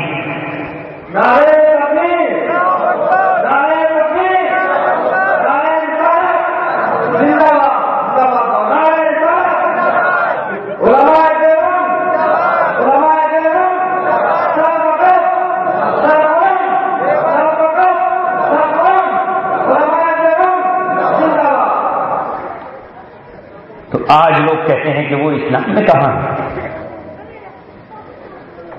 اسلام میں نہیں ہے، تمہارے گھر پہ کوئی چڑھائے پھر بھی تم کچھ نہ کہو۔ سنو مسلمانوں، کب تک زندگی کی سانسیں، کب تک؟ بتاؤ دنیا کو اصل دہشت گرد کون ہے، اصل قاتل کون ہے، درندہ کون ہے؟ تمہارے قانون میں کچھ بھی ہو، اسلام کا قانون قیامت کی صبح تک لکھا جا چکا ہے، قتل الموذی قبل الایذا۔ تم چاہے شیروں کی حفاظت کرو، اسلام دلیلوں کی حفاظت کا حکم نہیں دے گا۔ تم چاہے سانپوں کی پوجا اور عبادت کرو، لیکن اسلام سانپ سے مارنے سے کبھی منع نہیں کرے گا، بلکہ حکم یہ دے گا کہ نماز میں بھی اگر سانپ آ جائے، نماز چھوڑ کے نیت چھوڑ کے سانپ کو پہلے جائے۔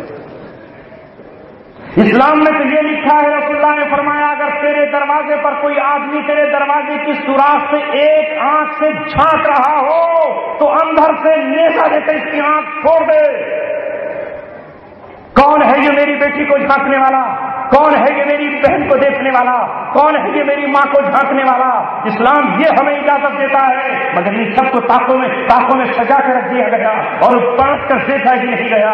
وہ آیا اور ہماری سرزمین پر آیا، اللہ تبارک و تعالیٰ نے وہاں علماء کو کھڑا کیا۔ لوگ تو یہ سمجھتے تھے کہ صدام حسین کی فوجیں جب اس کی فوج ہار جائے گی تو پھر کون اسلام کا دفاع کرے گا؟ وہ یہ سمجھتے تھے کہ صدام حسین کی فوجیں شکست کھا چکی ہیں، لہذا کون آئے گا ان کو پکارنے کے لیے آؤ ہم بتاتے ہیں نوجوانوں، میڈیا تو تمہیں نہیں بتائے گا، یہ ظالموں کا یہودیوں کے اخبارات تو آپ کو نہیں بتائیں گے، یہ شیعوں کے ایڈیٹر تو آپ کو نہیں بتائیں گے، ہم بتاتے ہیں آپ کو، ہم بتائیں گے آپ کو۔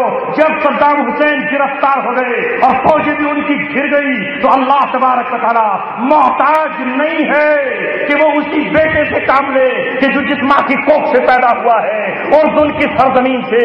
ہاں ہاں وہ اردن جو امریکیوں کا ایجنٹ ہے، جو امریکیوں کا آج تک یار بنا ہوا ہے، ہاں ہاں وہی اردن جس نے خلافت کو توڑتے وقت میں بھی یہود و نصارہ کا ساتھ دیا تھا، اور اسی کی سوغات میں شریف حسین کے بیٹوں کو 3 ملک ملے تھے، ایک ملک کا نام اردن ہے، دوسرے کا سیریا اور شام ہے، اور تیسرے بیٹے کو اس کے عراق ملا۔ وہیں سے شیخ ابو مصعب زرقاوی اٹھے، اللہ تعالیٰ نے اس نوجوان کو بھیجا جس سے پوری دنیا لرز اٹھی، اور ابو مصعب زرقاوی نے جب عراق کی سرزمین پر قدم رکھا تو اس نے یہ کہا کہ امریکیوں یہ مت سمجھنا کہ افغانستان کا مسلمان افغان وادیوں میں گھر گیا ہے اور باقی دنیا کا مسلمان اپنی سرحدوں میں گھرا ہوا ہے، ہم سرحدیں توڑ کر جائیں گے۔ ابو مصعب زرقاوی نے کھڑے ہو کر یہ کہا، بہنوں میں آ گیا ہوں، میں مہاجر بن کر آیا ہوں، جس طرح 1450 سال پہلے مکہ کے مہاجر مدینہ پہنچے تھے۔ جب تک میرے جسم میں خون کی آخری بوند رہے گی میں جدوجہد کرتا رہوں گا۔ بالآخر وہ نوجوان جس کے چہرے کو دیکھ کر پورے بھی شرم آ جائیں، جس کی حسن و جوانی کو دیکھ کر ہزاروں ہیروئنیں اپنے منہ میں پانی لے آئیں، لیکن وہ بالی ووڈ میں نہیں گیا، وہ ہالی ووڈ میں نہیں گیا، وہ ناچنے اور گانے کے لیے نہیں گیا، اس نے رسول اللہ کی سنت کو زندہ کیا اور آواز لگائی۔ جب تک زندہ رہا شیر کی طرح کرتا رہا، بالآخر ایک دن تاج شہادت سجا کر اور جامع شہادت نوش کر کے اللہ کے رسول صلی اللہ علیہ وسلم سے جا ملا اور جا کر یہ کہا، اللہ کے رسول جان دی ہوئی اسی کی تھی، حق تو یہ ہے کہ حق ادا نہ۔ آج کہتے ہو دولت اسلامیہ کیا ہے؟ ہم بتاتے ہیں آپ کو کیا ہے۔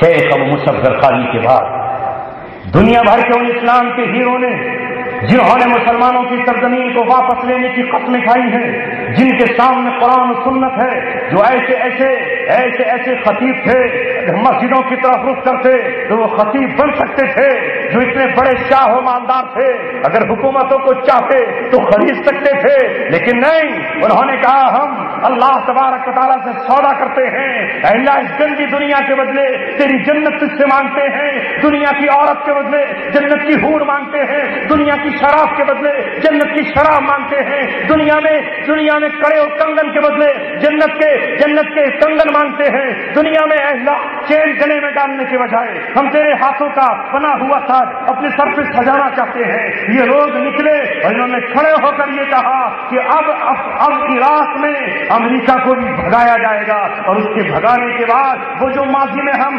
غلطیاں دوہرا چکے ہیں ایسا نہیں ہونے دیں گے کہ یہاں کوئی اس کا ایجنٹ بیٹھ جائے، یا یہاں اس کا کوئی چیلا چٹاکا بیٹھ جائے، یا اس کا کوئی منافق بیٹھ جائے، حکومت بھی ہماری ہوگی۔ لہذا وہاں اس تنظیم کا نام دولت اسلامیہ رکھا گیا۔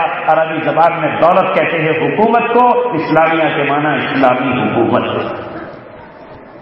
جس کے امیر ابو عمر البغدادی کو بنایا گیا 2006 میں۔ 2006 کی بات کر رہا ہوں۔ 2006 میں ابو عمر البغدادی اس کے امیر ہوئے، ان کی قیادت میں مقابلہ آرائی چلتی رہی، یہاں تک کہ 2010 میں انہوں نے بھی وہ جام پی لیا جس پر ان کے بڑے چلتے رہے تھے، وہ جام پی کر نکل کھڑے ہوئے۔ ہاں وہی جام جو حضرت حمزہ نے رسول اللہ کے قدموں میں پیا تھا، جو عبیدہ بن حارث نے غزوہ بدر میں رسول اللہ کے دامن میں پیا تھا، ہاں وہی جام جو حضرت علی نے گھر سے نماز سے نکلتے وقت اپنے سر پہ تلوار کھا کر پیا تھا، ہاں وہی شہادت کا جام جو حضرت عمر نے مسجد نبوی میں پیا تھا، وہی شہادت کا جام جو حضرت عثمان نے اپنے گھر میں گھر کر پیا تھا۔ لہذا وہ عمر البغدادی جام شہادت پی کر ذمہ داری شورا پر چھوڑ کر چلے گئے۔ میں چلا وفا کی راہ میں سر کٹا کر، اور یہ کہتے ہوئے دنیا سے چلے گئے یہ کہتے ہوئے چلے گئے کہ پھر وفا پھر اپنا رنگ لائی ہے اور ہم اللہ تبارک و تعالیٰ کی طرف جاتے ہیں. یہ کہتے ہوئے آگے بڑھے کوچے قاصد کی طرف جانے سے مت روک مجھے. ساتھی سمجھاتے تھے تم امیر ہو, تم ذمہ دار ہو, اس طرح کھل کے نہ رہا کرو, اپنی حفاظت کرو. کہا نہیں, کوچے قاصد کی طرف جانے سے مت روک مجھے, میرا مقصد بھی شہادت ہے, تجھے کیا معلوم. ان کے بعد وہی شورا, وہی اہل مشورہ جو آگ میں سلگ رہے تھے, ذمہ داریاں اس امیر پر آئی. لوگوں اگر تمہیں معلوم نہیں ہے تو سنو, اور جن کو نہیں معلوم ہے وہ بھی سن لیں. یہی ابو عمر البغدادی کے بعد شیخ ابو بکر البغدادی کو اپنا امیر بنایا گیا. ان کا نام ابراہیم بن عباد ہے. ان کا اصل نام ابراہیم ہے, باپ کا نام عباد ہے. ایک بہت بڑی مسجد کے امام. جیل سے جس وقت نکلے, جس وقت چھوٹے, تو امریکن فوجی سے کہا تیری ہماری ملاقات اب نیو یارک میں ہوگی. اور اس کے بعد قیادت سنبھالی, ادھر قیادت سنبھالی, ادھر 2 مئی 2011 اسامہ بن لادن پاکستان کی سرزمین ایبٹ آباد میں شہید ہوئے. ادھر ان کی شہادت, ادھر اللہ تبارک و تعالیٰ کی طرف سے فتح کا دروازہ کھلا. 2011 میں سیریا میں انقلاب شروع ہو گیا. سیریا کے انقلاب اور شام کے انقلاب کا آپ کو پتا ہے؟ وہاں بادشاہ کون ہے؟ جو نصیری ہے, شیعہ ہے, جو اپنے آپ کو خدا کہلواتا ہے, جو اپنے آپ کو رب کہلواتا ہے. اس فرقے سے اس کا تعلق ہے جو یہ کہتا ہے, یہ عقیدہ رکھتا ہے کہ حضرت علی اللہ تعالیٰ تھے, اللہ حضرت علی کی شکل میں آ گیا تھا. چند نوجوانوں نے دیوار پر صرف آزادی کا نعرہ لکھ دیا, التحریر لکھ دیا, آزادی. اس کی انٹیلیجنس نے ان بچوں کو پکڑا اور معصوم بچوں کی انگلیاں کاٹ دی کہ جن انگلیوں سے تحریر لکھا ہے انہیں قلم کر دیا جائے. اس کے بدلے میں وہاں انقلاب شروع ہوا اور وہاں قوم اٹھ کھڑی ہوئی. وہ انقلاب جس میں اب تک 2 لاکھ سے زیادہ مسلمانوں کو یہ نصیری قتل کر چکا ہے, اس پر آج تک امریکہ نے بمباری نہیں کی, اس پر آج تک امریکہ نے ایک پٹاخہ نہیں چھوڑا, اس کی طرف ایک لشکر نہیں بھیجا. وہ جب یہ حال ہوا کہ وہاں گیس چھوڑ کر معصوم بچوں کا قتل کیا گیا, ایک دن میں 10,000 بچے قتل ہوئے. ایسے معصوم بچے کہ جن سے بوڑھے نہ مرے, جن سے جوان نہ مرے, جن سے عورتیں نہ مرے. معصوم بچہ اپنے ماں کے پاس لگتا رہا, کسی کی کھال جل گئی, کسی کے منہ سے چھاگ نکلے, کوئی علاج نہیں تھا سوائے مچھلی کی طرح تڑپنے کے. کسی کا دل نکل گیا, کسی کا بھیجا نکل کے پار گیا, کسی کے کلیجہ ٹکڑے ہو گیا. 2 لاکھ مسلمان اب تک قتل ہو چکے ہیں. جب ابو بکر بغدادی کو یہ پتا چلا کہ سیریا میں بھی اس طرح کا ظلم و ستم ہو رہا ہے تو اس نے اپنے نمائندوں کو سیریا میں بھیجا اور کہا جاؤ, قرآن کہتا ہے وَإِنِ اسْتَنْصَرُوكُمْ فِي الدِّينِ فَعَلَيْكُمُ النَّصْرُ, اگر کہیں کے مسلمان دین کی بنیاد پر تمہیں بلاتے ہیں تو ان کی مدد کو جاؤ. لہذا یہ مدی ایوانے اور مستانے سیریا کے اندر پہنچے اور وہاں اس کی فوجوں سے مقابلہ کیا. دل میں یہ ارمان تھا کہ انشاءاللہ ایک دن اللہ تعالیٰ کی سرزمین پر اللہ تبارک تعالیٰ کا نظام نافذ کریں گے, اللہ کا قانون نافذ کریں گے, 90 سال کا ٹوٹا ہوا نظام دوبارہ سے لے کر آئیں گے.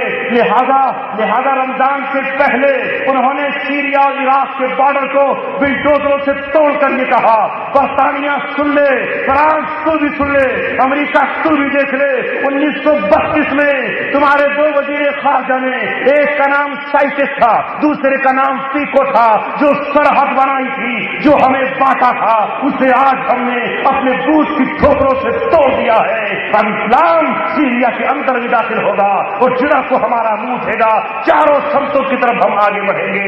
لہذا سیریا اور عراق کو ملا کر 29 جون پہلا رمضان, یہ پہلا رمضان آیا تو اللہ تبارک و تعالیٰ کی طرف سے انہوں نے اعلان کر دیا کہ زمین پر اسلامک اسٹیٹ کا قیام ہو چکا ہے اور یہ اسلامی حکومت خلافت اسلامیہ کہتا ہے.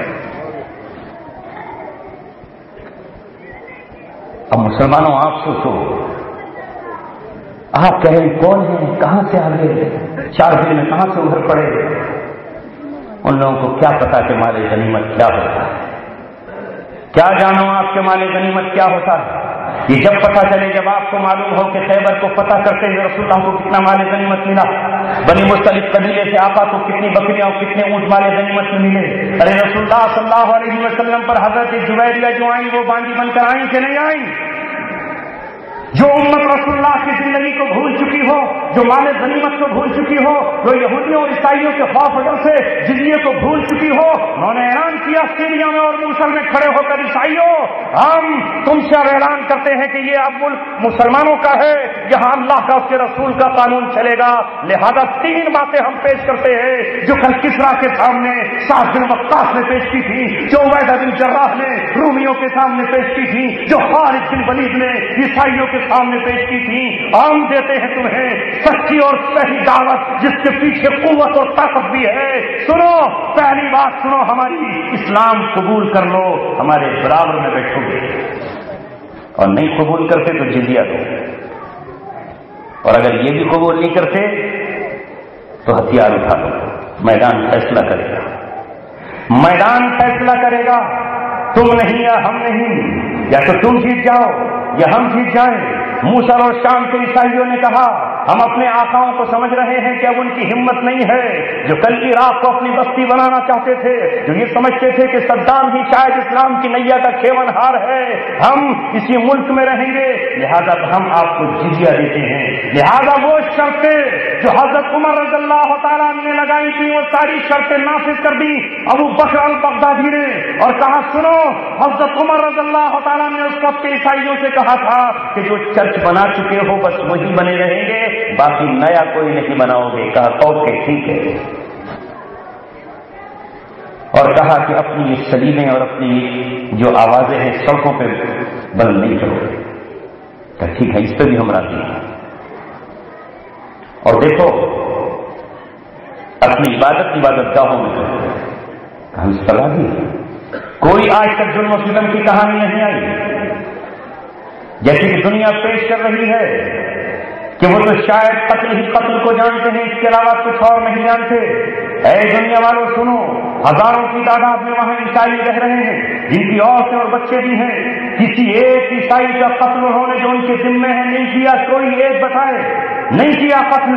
اگر قتل کیا ہے تو 4 ان فوجیوں کا جو وہاں لڑنے کے لیے گئے تھے، جو جہاں جاسوسی کرنے کے لیے گئے تھے، اور ان کے بدلے میں بھی انہوں نے یہ کہا تھا اے امریکہ سن، ہماری قید میں تیرا فوجی ہے، تیری قید میں ہماری بہن ڈاکٹر آفیہ ہے۔ ہم یہ نہیں کہتے کہ وہ پاکستان کی ہے، ہم یہ کہتے ہیں کہ امت کی بیٹی ہے۔ اگر تیرا بیٹا ہمارے یہاں گرفتار ہے تو ہماری بیٹی تیرے یہاں گرفتار ہے۔ اگر تو اپنے فوجی کو چاہتا ہے تو ہماری بیٹی جو بے گناہ ہے، جو فوجی نہیں ہے، جس نے قتل نہیں کیا ہے، صرف تم اسے اٹھا کر لے کر گئے ہو، اسے چھوڑ دو۔ نہیں چھوڑو گے تو ہم بھی تمہارا نہیں چھوڑیں گے۔ کیا یہ اسلام نہیں ہے؟ ارے کیا رسول اللہ نے قیدی نہیں چھوڑا ہے؟ کیا یہ اسلام نہیں ہے؟ ہاں وہی ڈاکٹر آفیہ جس پر کوئی ظلم نہیں ہے، جسے 5 سال تک بغرام کی جیل میں رکھا گیا، افغانستان کی جیل میں، اور 5 سال تک کسی کو پتا نہیں چلا کہ اس بیرک میں کون ہے۔ پاکستان کی حکومت نے نہیں بتایا، وہاں کی ISI نے نہیں بتایا، اس کے بچے اس سے چھین لیے گئے، اسے الٹا لٹکایا گیا، اس پر کوڑے برسائے گئے۔ 586 نمبر اس کو الاٹ کیا گیا تھا۔ یہ 586 نمبر کی قیدی ہے۔ جب بغرام جیل سے 5 سال کے بعد ایک نوجوان چھوٹ کر آیا تو اس نے کہا کہ ہماری برابر میں ایک عورت کی آواز چیخنے کی آتی ہے، ایک عورت کی آواز چلانے کی آتی ہے، ایک عورت کی آواز تڑپنے کی آتی ہے۔ تو پوری دنیا کو پتا چلا کہ وہ کوئی اور نہیں، وہ ڈاکٹر آفیہ صدیقی ہے جو 5 سال تک وہاں جیل میں ہے اور آج امریکہ کی جیل میں ہے، جس نے تاریخ پر آتے ہوئے اپنی ماں کو فون کر کے کہا کہ مجھے روزانہ رسول اللہ صلی اللہ علیہ وسلم کی زیارت۔ آقا خواب میں آئے تو میں نے پوچھا ہے آقا اے اللہ کے رسول، میری آزمائش کب تک ہوتی رہے گی، میں کب تک امتحان دوں گی؟ تو رسول اللہ نے فرمایا آفیہ بیٹی، یہ ماں عائشہ پاس تیرے کھڑی ہے، تیرا کوئی امتحان نہیں ہے، تیرا امتحان تو پورا ہو چکا ہے۔ یہ امتحان امت مسلمہ کا ہے جو اپنی بیٹی اور بہن کو کب چھوڑا۔ دنیا جو ہمیں کہہ دے وہ ہم مان لیں. یہود و نصارہ جو ہمیں پاٹ پڑھائیں وہ پڑھ لیں. آج ہم ایسے نازک مرحلے پر کھڑے ہیں نوجوانوں. حق کو حق کہو، زبان میں کہنے کی طاقت نہ ہے تو دل سے کہو. اگر ہوٹوں میں بولنے کی قوت نہیں ہے تو آنکھوں سے کہو. یہ منافق ہے جو مسلمانوں کی شکست پہ خوش ہوتا ہے، یہ منافق ہے جو مسلمانوں کی شکست پہ جشن مناتا ہے اور ان کی فتح پر ناخوش ہوتا ہے. مومنین کے لیے فتح کی دعائیں کرے گا، انہیں تکلیف پہنچے گی تو انہیں آزادی نصیب کرے گا. دنیا والوں تم بھی اچھی طرح سن لو، ہم چونکہ زد میں ہیں. اے ہندوستان کے میڈیا اور اخبار والوں، تم کیوں غلط تصویر بنا رہے ہو؟ تمہارا کیا بگاڑا ہے عراق نے؟ اس وقت دولت اسلامیہ نے تمہارا کیا بگاڑا ہے؟ ارے تمہاری 48 بہنوں کو، ہندوستان کی 48 نرسوں کو جو وہاں ہیں، اگر وہ اس قرآن سے بندے میں نہ ہوتے، اگر وہ شریعت کو نہ مانتے، اگر وہ محمد رسول اللہ کو نہ مانتے ہوتے تو 48 کی لاگے بھیجتے اور ان کے ساتھ وہ کرتے جو تم ہماری بہنوں کے ساتھ کبھی مظفر نگر اور کبھی گجرات میں کر چکے ہو. مگر وہ اس طرح انتقام نہیں لے سکتے تھے. ان 48 لڑکیوں نے آ کر کیرلا کے ایئرپورٹ پر یہ کہا وہ ہمارے بھائی تھے جنہوں نے روزہ رکھتے ہوئے ہمیں کھانا کھلایا. ہم خطرے میں تھے کہ ہماری آبرو نہ لوٹ لے، لیکن انہوں نے کہا کہ تم ہمارے لیے ہماری بہن جیسی ہو اور ہمیں حفاظت کے ساتھ رکھا اور حفاظت کے ساتھ ایئرپورٹ پہ چھوڑ رکھے. اب بھی سمجھ میں نہیں آتا مسلمانوں.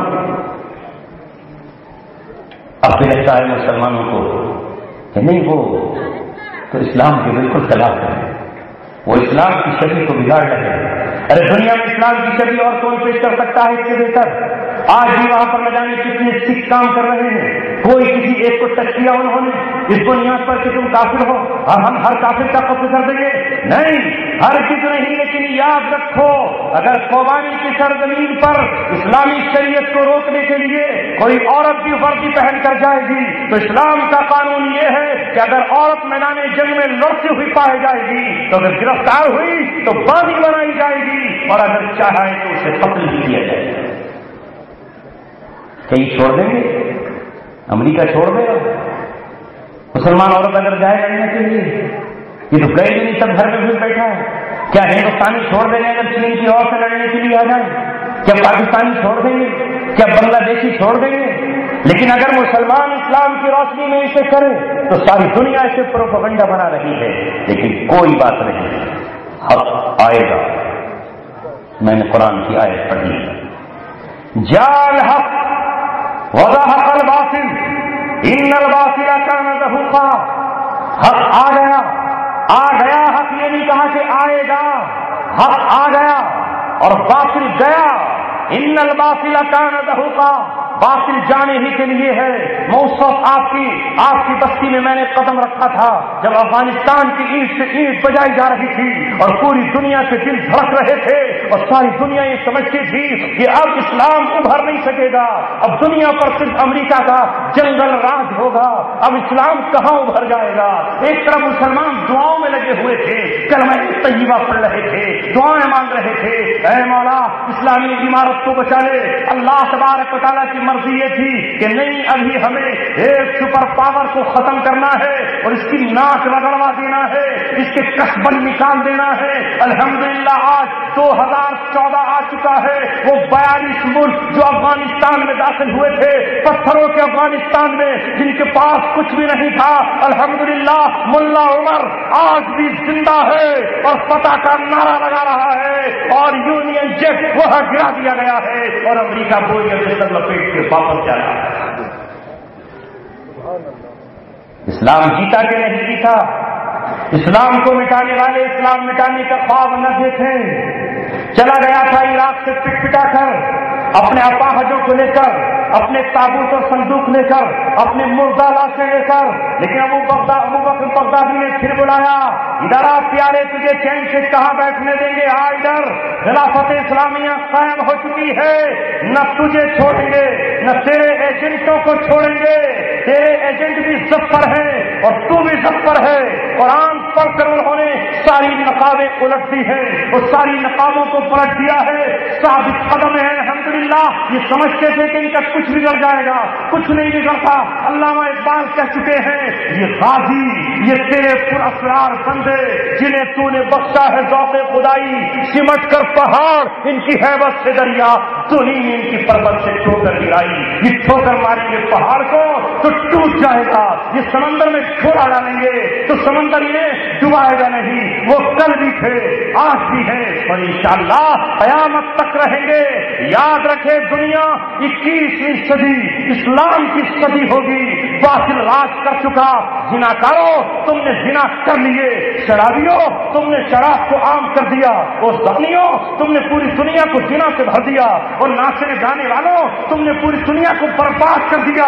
اب انشاءاللہ حضور اور حکومت وہ ہاتھ کریں گے جو شرابیوں کو کوڑے لگائیں گے اور قاتلوں کو سزا کے طور پر قصاص کا حکم جاری کریں گے, جو زانیوں پر حد لگائیں گے. ہاں ہاں وہی حد جو میرے نبی نے پتھروں کی بھی لگائی ہے اور کوڑوں کی بھی لگائی ہے, جو عورتوں سے پردہ رکھنے کے لیے کہیں گے اور مردوں سے کہیں گے کہ مسجدوں میں نماز. اللہ کے رسول جو کہہ دے اسے کوئی نہیں بدل سکتا. الاسلام یعلو ولا یعلا. اسلام بلند ہوگا, بلند ہوتا رہے گا, اسے جھکایا نہیں جا سکتا. مت گھبراؤ مسلمانوں, بالکل نہیں. یہ حالات اللہ تبارک و تعالیٰ نے خود پیدا کیے ہیں. اللہ تبارک و تعالیٰ جس سرزمین پر شہیدوں کا لہو بہ جاتا ہے وہاں نظام اسلامی ضرور آتا ہے, وہاں انقلاب ضرور آتے رہتا ہے. اللہ تبارک و تعالیٰ نے ہمیں کیا خوش نصیب دور میں پیدا کیا ہے. ابھی جن علماء کا نام لگا, علماء دیوبند. دیوبند تو 1866 میں بنا. یہ دیوبند کی بنیاد رکھنے والے مولانا قاسم نانوتوی, یہ دیوبند کی اینٹ رکھنے والے مولانا رشید احمد گنگوہی, یہ ان دونوں کے امامت کرنے والے حضرت حاجی امداد اللہ مہاجر مکی 1857 میں یعنی 9 سال پہلے شاملی کے میدان میں نکلے, انگریزوں کے مقابلے پر نکلے, انگریزوں سے فائٹنگ کی. حافظ جامع نے جامع شہادت نوش کیا, ان میں سے کئی زخمی ہوئے. اس کے 9 سال کے بعد انہوں نے دارالعلوم دیوبند کی بنیاد رکھی ہے. پہلے میدان میں انگریزوں کا مقابلہ کیا اور پھر علم کے میدان میں انگریزوں سے مقابلے کے لیے دارالعلوم دیوبند کو قائم کر دیا. میں نہیں بول رہا, یہ دیوبند کی آواز بول رہی ہے, یہ قاسم نانوتوی کا سوز اور جگر بول رہا ہے, یہ رشید احمد گنگوہی کا لہو بول رہا ہے, یہ حافظ جامع شہید کی شہادت بول رہی ہے. مجھے بھی اللہ تبارک و تعالیٰ سارے دروں سے کاٹ کر میں میڈیکل یونیورسٹی نہ گیا, میں جامعہ ملیہ نہ گیا, میں دیگر کہیں اور نہ گیا, دارالعلوم دیوبند گیا. آج اللہ تبارک و تعالیٰ نے یہ کہنے کے قابل بنایا کہ کل بھی ہمارے بڑے انگریزوں سے لڑ رہے تھے خلافت کو قائم کرنے کے لیے, تو ہندوستان سے لے کر دیگر مقام تک کچھ لوگ وہ تھے جو انگریزوں سے لڑنے والوں کو کافر کہہ رہے تھے, انہیں وہابی کہہ رہے تھے. بعد میں انہیں دیوبندی کہا گیا. انگریزوں کو اپنا امام کہہ رہے تھے, انگریز کی حکومت کو اسلام کی حکومت کہہ رہے تھے. وہ باطل فرقہ ہوا, لیکن یہ اہل حق چلتے رہے یہاں تک کہ آج یہ دور آ گیا. وقت یہی ہے کہ کل انگریزوں سے لڑنے والوں کو بھی لوگ کافر کہہ رہے تھے اور آج بھی انگریزوں سے لڑنے والوں کو کچھ کافر کہہ رہے تھے. فرق یہ ہے کہ مارکا کل ہندوستان کی دھرتی سے لڑا جا رہا تھا, آج عراق افغانستان میں لڑا جا رہا ہے. وہی اور کچھ نہیں ہے. کل بھی فتوے دینے والے فتوے دے رہے تھے, آج بھی دینے والے دے رہے ہیں اور ابھی اور بھی دیں گے. بتاؤ کون حق پر تھا؟ یہ جو انگریزوں سے مقابلہ کر رہے تھے یہ حق پر تھے, یہ جو انگریزوں کا نمک کھا رہے تھے وہ حق پر تھے, یہ جو انگریزوں سے وظیفہ لے رہے تھے وہ حق پر تھے. لہذا مار کا ختم نہیں ہوا ہے, پر صرف زمین بدلی ہے, صرف زمین بدلی ہے اور صرف قیادت بدلی ہے. کل مائے سرائے اور ملکہ برطانیہ قیادت کر رہی تھی, آج کوئی اور قیادت کر رہا ہے.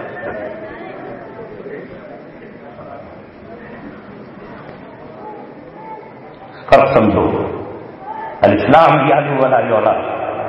اسلام بلند ہوگا, ہو کے رہے گا. رسول اللہ نے فرمایا ہے ثم تکون فیکم خلافۃ علی منہاج النبوۃ پھر تمہارے درمیان خلافت آئے گی لو آ گئی. ہمارے اکابر کے دور میں ٹوٹ رہی تھی، ٹوٹنے پر علامہ اقبال رو رہے تھے. علامہ اقبال کی جو شعر پڑے ہیں وہ یہی تو کہہ رہے تھے، کتاب ملت بیضا کی پھر شیرازہ بندی ہے، پھر امت ایک ہونے جا رہی ہے، پھر امت جڑنے جا رہی ہے. یہ شاخ ہاشمی کرنے کو ہے پھر برگوبر پیدا. ہاشمی کس کا خاندان ہے؟ رسول اللہ کا خاندان ہے، عبد المطلب کا خاندان ہے. اور آج بھی جو عراق میں قیادت کر رہا ہے ابو بکر وہ ہاشمی ہے، وہ حسینی ہے، وہ فاطمی ہے، وہ حضرت حسین کی اولاد ہے جس کی بایوگرافی پوری دنیا نے اپنی نظروں سے دیکھی ہے. یہ شاخ ہاشمی کرنے کو ہے پھر برگوبر پیدا. اللہ اکبر، اقبال کی فراست قربان جاؤں. اگر عثمانیوں پر کوئی غم ٹوٹا تو کیا غم ہے، کیونکہ عثمانی ترکوں کی خلافت تھی، عثمانی ترکوں کی خلافت تھی جو تقریباً 500-550 سال سے چلی آ رہی تھی، وہ ٹوٹنے جا رہی تھی. علامہ کہتے ہیں اگر عثمانیوں پر کوئی غم ٹوٹا تو کیا غم ہے کہ خون 100,000 انجم سے ہوتی ہے سحر پیدا. کہ جب ستارے روتے رہتے ہیں اور ستاروں سے رات کا مقابلہ نہیں ہو پاتا اور ستارے ڈگمگانے لگتے ہیں اور رات اکڑتی ہے، اے ستاروں تم مجھے کہاں، تم مجھ سے کہاں لڑ سکتے ہو؟ میں تمہیں فنا کر دوں گی. تم کتنا ہی چمکتے رہو، تم 1 کروڑ ہو جاؤ، تم 1 ارب ہو جاؤ، میرا مقابلہ نہیں کر سکتے.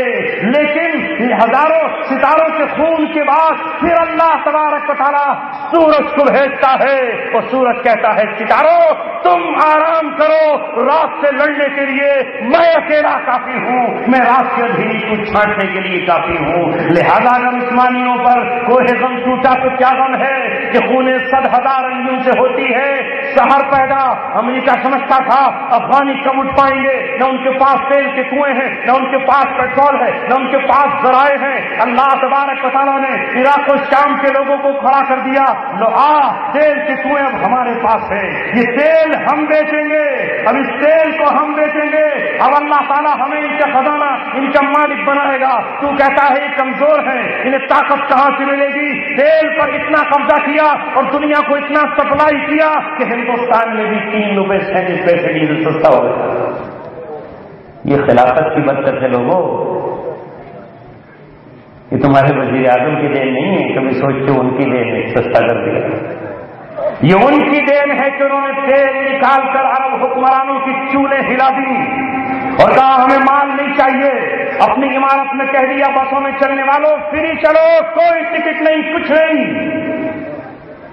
یہ جس دن خلافت آئے گی اس دن سود خوروں کے ہوش اڑ جائیں گے، اس دن زناکاروں کے ہوش اڑ جائیں گے. اے میرے نوجوانوں اور ساتھیوں، علامہ اقبال کیا کہہ کر گئے؟ نوا پیرا ہو اے بلبل کہ ہو تیرے ترنم سے. بلبل باغ میں رہتی ہے، چمن میں رہتی ہے. جب خزاں کا موسم آتا ہے، پتجھڑ کا موسم آتا ہے تو بلبل بہت روتی ہے، نالے و فریاد کرتی ہے. علامہ اقبال کہتے ہیں بلبل تیرا کام رونا ہے، تیرا کام دل بہانا ہے، تیرا کام تڑپنا ہے، تو تڑپتی رہے. نوا پیرا ہو اے بلبل کہ ہو تیرے ترنم سے.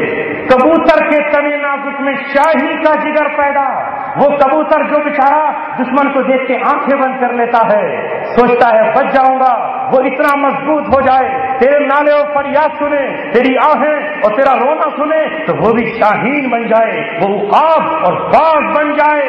لہذا امت کی بہنیں پچھلے 90 سال سے روتی رہی، امت کی بہنیں تڑپتی رہی، کبھی افغانستان میں تو کبھی عراق میں تو کبھی صومالیہ میں تو کبھی چیچنیا میں تو کبھی فلسطین میں تو کبھی کوسوو میں، کبھی سربیا میں. امت کی بہنیں روتی رہی، یہاں تک کہ ان کے بھائی اب آسٹریلیا سے چلے آئے، اب لندن سے چلے آئے، اور ان کے بھائی امریکہ سے چلے آئے، فرانس سے چلے آئے، جرمن سے چلے آئے، بیلجیم سے چلے آئے. مغربی تہذیب کو ٹھوکر مار دی اور کلمہ طیبہ لا الہ الا اللہ پڑھ کر آ گئے اور آ کر یہ کہا کہ اب ہمارے سینوں میں شاہی کا جگر ہے. ہم نے شراب کے جام توڑ دیے، ہم نے ہم نے اپنے پیروں کی پازیں پھینک دی اور ہم نے عورت کا ناچ دیکھنا چھوڑ دیا ہے. اب تو ہمیں نشہ جنت کی شرابوں کا چاہیے. اب ہمیں تو عشق و محبت جنت کی حوروں سے چاہیے. لہذا اٹھ کھڑے ہوئے. یہ کون پوری دنیا کیوں گھبرائی ہوئی ہے؟ لے روک سکتا ہے تو روکنے آیا تھا پوری دنیا میں. آئے تیرے شہروں سے نکل کر, اور ابھی بھی اگر بارڈر سیل نہ کیے جائیں اور ابھی بھی پابندی نہ کی جائے تو ہزاروں لاکھوں کی تعداد میں مہاجرین وہاں جمع نظر آئے. یہ اللہ تبارک و تعالیٰ کا فیصلہ ہے. کوئی نہیں روک پائے گا. جمع ہو جاؤ, اقوام متحدہ میں جمع ہو, کہیں جمع ہو, ساری دنیا کی فورس بلا لے. اللہ تبارک و تعالیٰ کے پاس بہت بڑی طاقت ہے. وہ فرشتوں کو بھیجتا ہے جب 313 گر جاتے ہیں اور کل 6 تلواریں ہیں جو مقابلے کے لیے نکلتی ہیں, اور باقی 313 میں سے اندازہ لگائیے. آپ اندازہ لگائیں کہ باقی لوگ خالی ہاتھ ہیں تو اللہ تبارک و تعالیٰ جبریل سے کہتا ہے اپنا گھوڑا لے کر جا جس کا نام ہے زوم ہے, درد اڑاتا ہوا پہنچ جا, کھڑا ہو جا عبداللہ بن مسعود کے دائیں طرف, کھڑا ہو مصعب بن عمیر کے بائیں طرف, کھڑا ہو افرا کے بیٹے محبت کے ساتھ, کھڑا ہو جا معاذ کے ساتھ, کھڑا ہو ابوبکر صدیق رضی اللہ تعالیٰ عنہ کے ساتھ. اس طرح فرشتے آئے کہ قیدی بھی بنا لیے گئے اور باقی کو جہنم رسید بھی کر دیا گیا. ہزاروں سال لڑکی اپنی بیلوڑی پہ روتی ہے, بڑی مشکل سے ہوتا ہے چمن میں ہیلا برتا. الحمدللہ ابھی 1000 سال پیدا نہیں ہوئے, 90 اور 100 سال کے اندر ہی اللہ تبارک و تعالیٰ نے پیدا کر دیے ایسے دیوانے اور مستانے. انہوں نے میری اور آپ کے لیے کوئی ضرورت نہیں. جو اللہ کا ہو رہا اللہ اس کا ہو رہا. میں تو یہاں کے نوجوانوں سے 2 بات کہہ کے بات ختم کرنا چاہتا ہوں. اے میرے نوجوانوں, اے مسلمانوں, کیوں آپ کے اندر بھی وہ برائیاں آ رہی ہیں جن سے اللہ ناراض ہے؟ کیا کوئی سوچ سکتا ہے کہ مسلمان معاشرے میں مسلم نوجوان شراب پینے لگے؟ میں سنتا ہوں مجھ سے لوگ کہتے ہیں کہ ہمارے علاقے میں وبا بڑھ رہی ہے تو میرا دل نہیں مانتا, اندر سے آواز آتی ہے مسلمان ایسا کیسے کر سکتا ہے, مسلمان شراب کیسے پی سکتا ہے, یہ تو دوسری قوموں کا وسیلہ ہے. ہائے نوجوانوں, کسی نے اگر دھوکہ دے دیا اور یہ کہا کہ نہیں شراب نہیں, یہ تو انگریزی شراب ہے, یہ تو بیئر ہے یا وسکی ہے یا فلاں ہے, تو آپ اس دھوکے میں نہیں آؤ. 1450 برس پہلے محمد رسول اللہ کہہ چکے ہیں یشربون, لوگ شراب پیئیں گے, یشربون الخمر بغیر یسمون بغیر اسمہا, نام بدل دیں گے. اب شراب نام بدل دیا گیا, شراب نہیں ہے, انگریز سے آئی ہے, کیونکہ انگریز جو بھیجے وہ تو سب کو جاری ہو جاتا ہے. جس پر انگریز کی مہر لگ جائے بس وہ تو حلال ہو. انگریز کی حکومت سے مہر لگا دے وہ حلال. انگریزی شراب پہ کوئی بین نہیں, حکومت لائسنس دے گی اور کھلے آ گئی. اے دوستو عزیزو, کوئی حکومت آئے نہ آئے زندگی میں, اول تو انشاءاللہ وہ دن آئے گا, وہ دن آئے گا کہ حکومت کا کوڑا بھی آئے گا. لیکن اگر نہ بھی آئے تو اللہ تبارک و تعالیٰ کہہ رہا ہے, رسول اللہ کہہ رہے ہیں کہ کل قیامت کے میدان میں کیا کرو گے؟ جس نے دنیا کی شراب پی لی وہ جنت کی شراب کیسے پی سکے گا؟ ہائے مسلمانوں, چھوڑو اسے. دوسرے ہمارے یہاں سٹا اور جوا بہت, نوجوان پڑھ کر کے اس میں حصہ لیتا ہے کہ راتوں رات ماننا کہیں لاٹری کی ٹکٹ خرید رہا ہے. ارے یہ تو نالائق ہیں, حرام کو ہی حلال کر کے پیش کریں گے. جائز کماؤ, حلال کی طرف نکلو, اور اللہ تبارک و تعالیٰ نہ دے تو گھبراؤ مت, تناش کرو. اگر آپ کے پاس نہ بھی آیا اور ہم نے حرام کو نہیں چھوا تو کل میدان قیامت میں 500 سال پہلے ہم امیروں سے جنت میں چلے جائیں گے. حرام کے لقمے سے جو گوشت بن گیا وہ جہنم کا ایندھن اور جہنم کا حصہ ہے. چھوڑ دو یہ لاٹری اور جوا. یہ وبائیں ہمارے درمیان عام ہو رہی ہیں, اور کہیں تو مسلمانوں کو سود پر پیسے اٹھا رہا ہے. اللہ رحم فرمائے. اور پتہ نہیں کیا کیا خرابیاں ہیں. ایک خرابی تو عام ہے, نکاح اور عقیقے اور ولیمے کے موقع پر ناچ اور گانا ہماری محفل. ہائے نوجوانوں, چھوڑ دو اسے. ضرورت اس بات کی ہے کہ ہم توبہ کریں. کہیں ایسا نہ ہو کہ اللہ تبارک و تعالیٰ ہمیں سب پکڑ لے اس لیے کہ ہم فوج میں، ہم اللہ کی پولیس، ہم اللہ کا لشکر ہیں، ہم ایمان لائے ہیں. ہم پر زیادہ غصہ ہوتا ہے، اپنی اولاد پر زیادہ غصہ آتا ہے دوسرے سے مقابلے لینے. اپنی بیوی پر آدمی زیادہ خفا ہوتا ہے اور وہ کہتی ہے کہ مجھ سے کیوں اتنا خفا ہوتے ہیں، محبت مجھ سے زیادہ ہے. اللہ نے ہمیں اس کفرستان میں، اس شرک کے اندھیرے میں، اس گھٹا ٹوپ کفر کی وادی میں اللہ تعالیٰ نے ہمیں ایمان عطا فرمایا. ہمارے باپ دادا کو اللہ تبارک و تعالیٰ نے ایمان کی توفیق عطا فرمائی. نہ جانے کس کی جوتیوں کا صدقہ ہے، نہ جانے کس کی تہجد کا صدقہ ہے، نہ جانے کس قافلے کی نورانیت ہے، نہ جانے کس کی محنتوں کا نتیجہ ہے کہ ہم مسلمان ماں کی کوکھ سے پیدا ہوئے، مسلمان باپ کے کاندھے پر ہم نے جھولا جھولا، ہم نے مسجدوں میں جانا شروع کیا. تو جب ہم مسلمان ہیں تو ہم اپنے اسلام پر فخر کیوں نہیں کرتے؟ ہم یہ اعلان کریں کہ مسلمان وہ ہوتا ہے جو شراب کو درکنار فضولیات کو بھی ہونٹ نہیں لگاتا. مسلمان وہ ہوتا ہے جو سچ بولتا ہے چاہے اس کی گردن کٹ جائے. مسلمان وہ ہوتا ہے جو دھوکہ نہیں دیتا چاہے کچھ بھی ہو. مسلمان وہ ہوتا ہے جو کسی کی زمین نہیں دباتا. مسلمان وہ ہوتا ہے جو مظلوم کے ساتھ کھڑا ہو جاتا ہے. مسلمان وہ ہوتا ہے جو ظالم سے کبھی ہاتھ نہیں ملاتا، اپنے ہاتھ اور سر کو دے دیتا ہے. مسلمان حضرت حسین کا ماننے والا ہے جس نے سر دے دیا لیکن ہاتھ نہیں دیا. ایسی حکومت کو جسے وہ حکومت کا اہل نہیں سمجھتے تھے تو اپنے عمل سے، اپنے قول سے ثابت کرو. ہماری مارکیٹوں سے ثابت ہو کہ ہم مسلمان ہیں. ہم ٹرین میں سفر کریں تو ہم ثابت کریں کہ ہم مسلمان ہیں. ہم اپنے گھروں سے، محلوں سے اپنے نوجوانوں کو سمجھائیں، اے نوجوان یہ موبائل جو اللہ نے تجھے دیا ہے اس کی قیمت 15 یا 20 ہزار تیرے پاس ہے. یہ اللہ تبارک و تعالیٰ کی تیرے پاس ایک نعمت ہے. تو اس سے قرآن سن لے، تو اس سے رسول اللہ کی حدیث سن لے، تو اس سے علماء حق کی تقریریں سن لے، تو اس سے غازیان اسلام کی ویڈیو دیکھ لے، تو اس سے اسلام کے شیروں کی بہادری، ان کی جمع مرضی کے قصے سن لے. تو اس میں ناپاک اور گندی تصویروں کو کیوں دیکھتا ہے؟ کل تیری آنکھ قیامت میں گواہی دے گی اللہ اس نے مجھے مجبور کیا تھا گناہ کرنے کے لیے.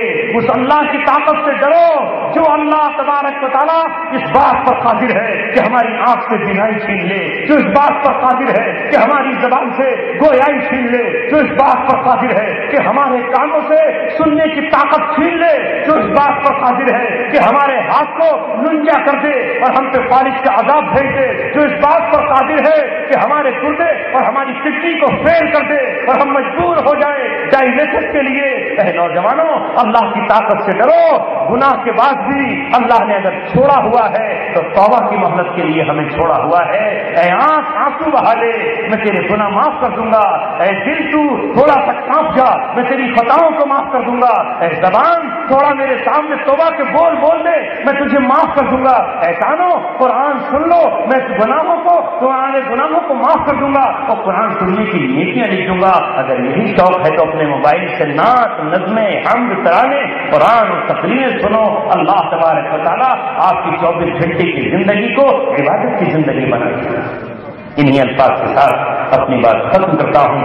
اللہ تبارک و تعالیٰ ہم سب کو عمل کی توفیق عطا فرمائے. اللهم صل على سيدنا ونبينا وشفيعنا وسندنا وحبيبنا ومولانا محمد.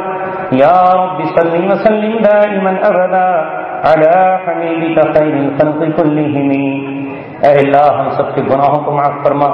اے مولا ہماری خطاؤں کو درگزر فرما.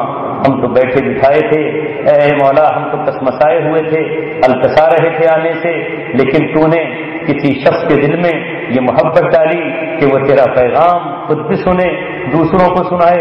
اس نے یہ انتظامات کر دیے اس لاؤڈ اسپیکر کے ذریعے، فضاؤں کو، ہواؤں کو، زمین کو، آسمان کو گواہ بنا لیا. اے مولا اس جلسے کے سجانے میں جس شخص نے قربانی کی ہے اس کی قربانی کو قبول فرما. اے مولا اس کے آنے تک جو پریشانیاں لوگوں نے جھیلی ہیں ان سب کو قبول فرما. اے مولا ہماری زبان تیرے تابع ہے، تو نے جو کہلوایا وہی کہہ پائے، باقی تو نے روک دیا. تو چاہتا تھا کہ اس وقت میں تیرے غازیوں کا تذکرہ ہو، تیرے شہیدوں کا تذکرہ ہو، تیرے جھنڈے کو بلند کرنے والوں کا ذکر ہو. اے مولا ہم نے تجھ پہ توکل کر کے ان کا پیغام دنیا کو سنا دیا ہے.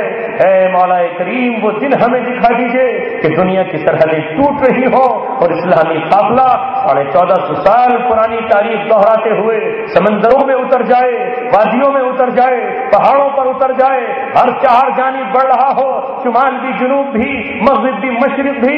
اے مولا کریم امت کے شیروں کو فتح نصیب فرما.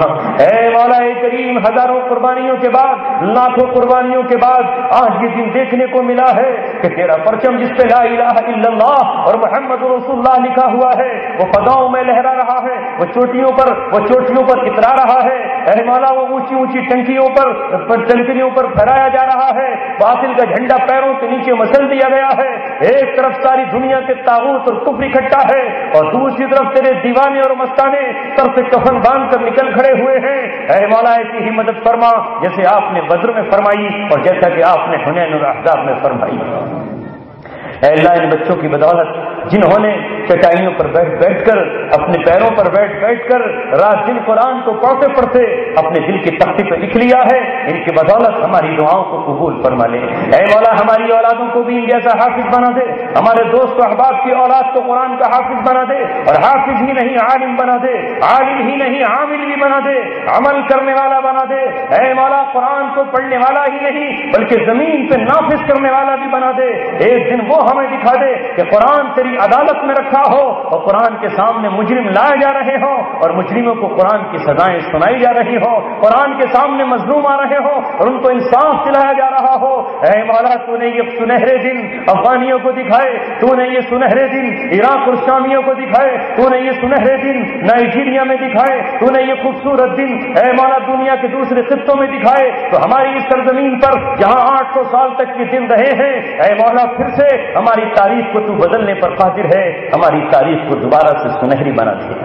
اے اللہ دشمنوں کی زد سے ہماری حفاظت فرما, ان کے حملوں سے ہماری حفاظت فرما, ان کی نگاہوں سے ہماری حفاظت فرما, ان کی تدبیروں اور مکاریوں سے ہماری حفاظت فرما, ہر طرح کی چال اور فریب سے ہماری حفاظت فرما. یہ مجمع جن امیدوں سے آیا ہے, جن دعاؤں کے لیے حاضر ہوا ہے, اے مولا اس مجمع کی ایک ایک دعا قبول فرما, اس مجمع کی ایک ایک حسرت پوری فرما, ایک ایک آرزو پوری فرما, ایک ایک تمنا پوری فرما. ہم میں سے بیماروں کو صحت عطا فرما, کمزوروں کو طاقت نصیب فرما, مقروضوں کے قرض کی ادائیگی کی شکل غیب سے پیدا فرما, جو مانگ لیا عطا فرما, جو نہیں مانگا اے مولا خود آپ اپنے فضل سے, کرم سے, رحمت سے, لطف سے, عنایت سے ہمیں نصیب فرما. اپنے حبیب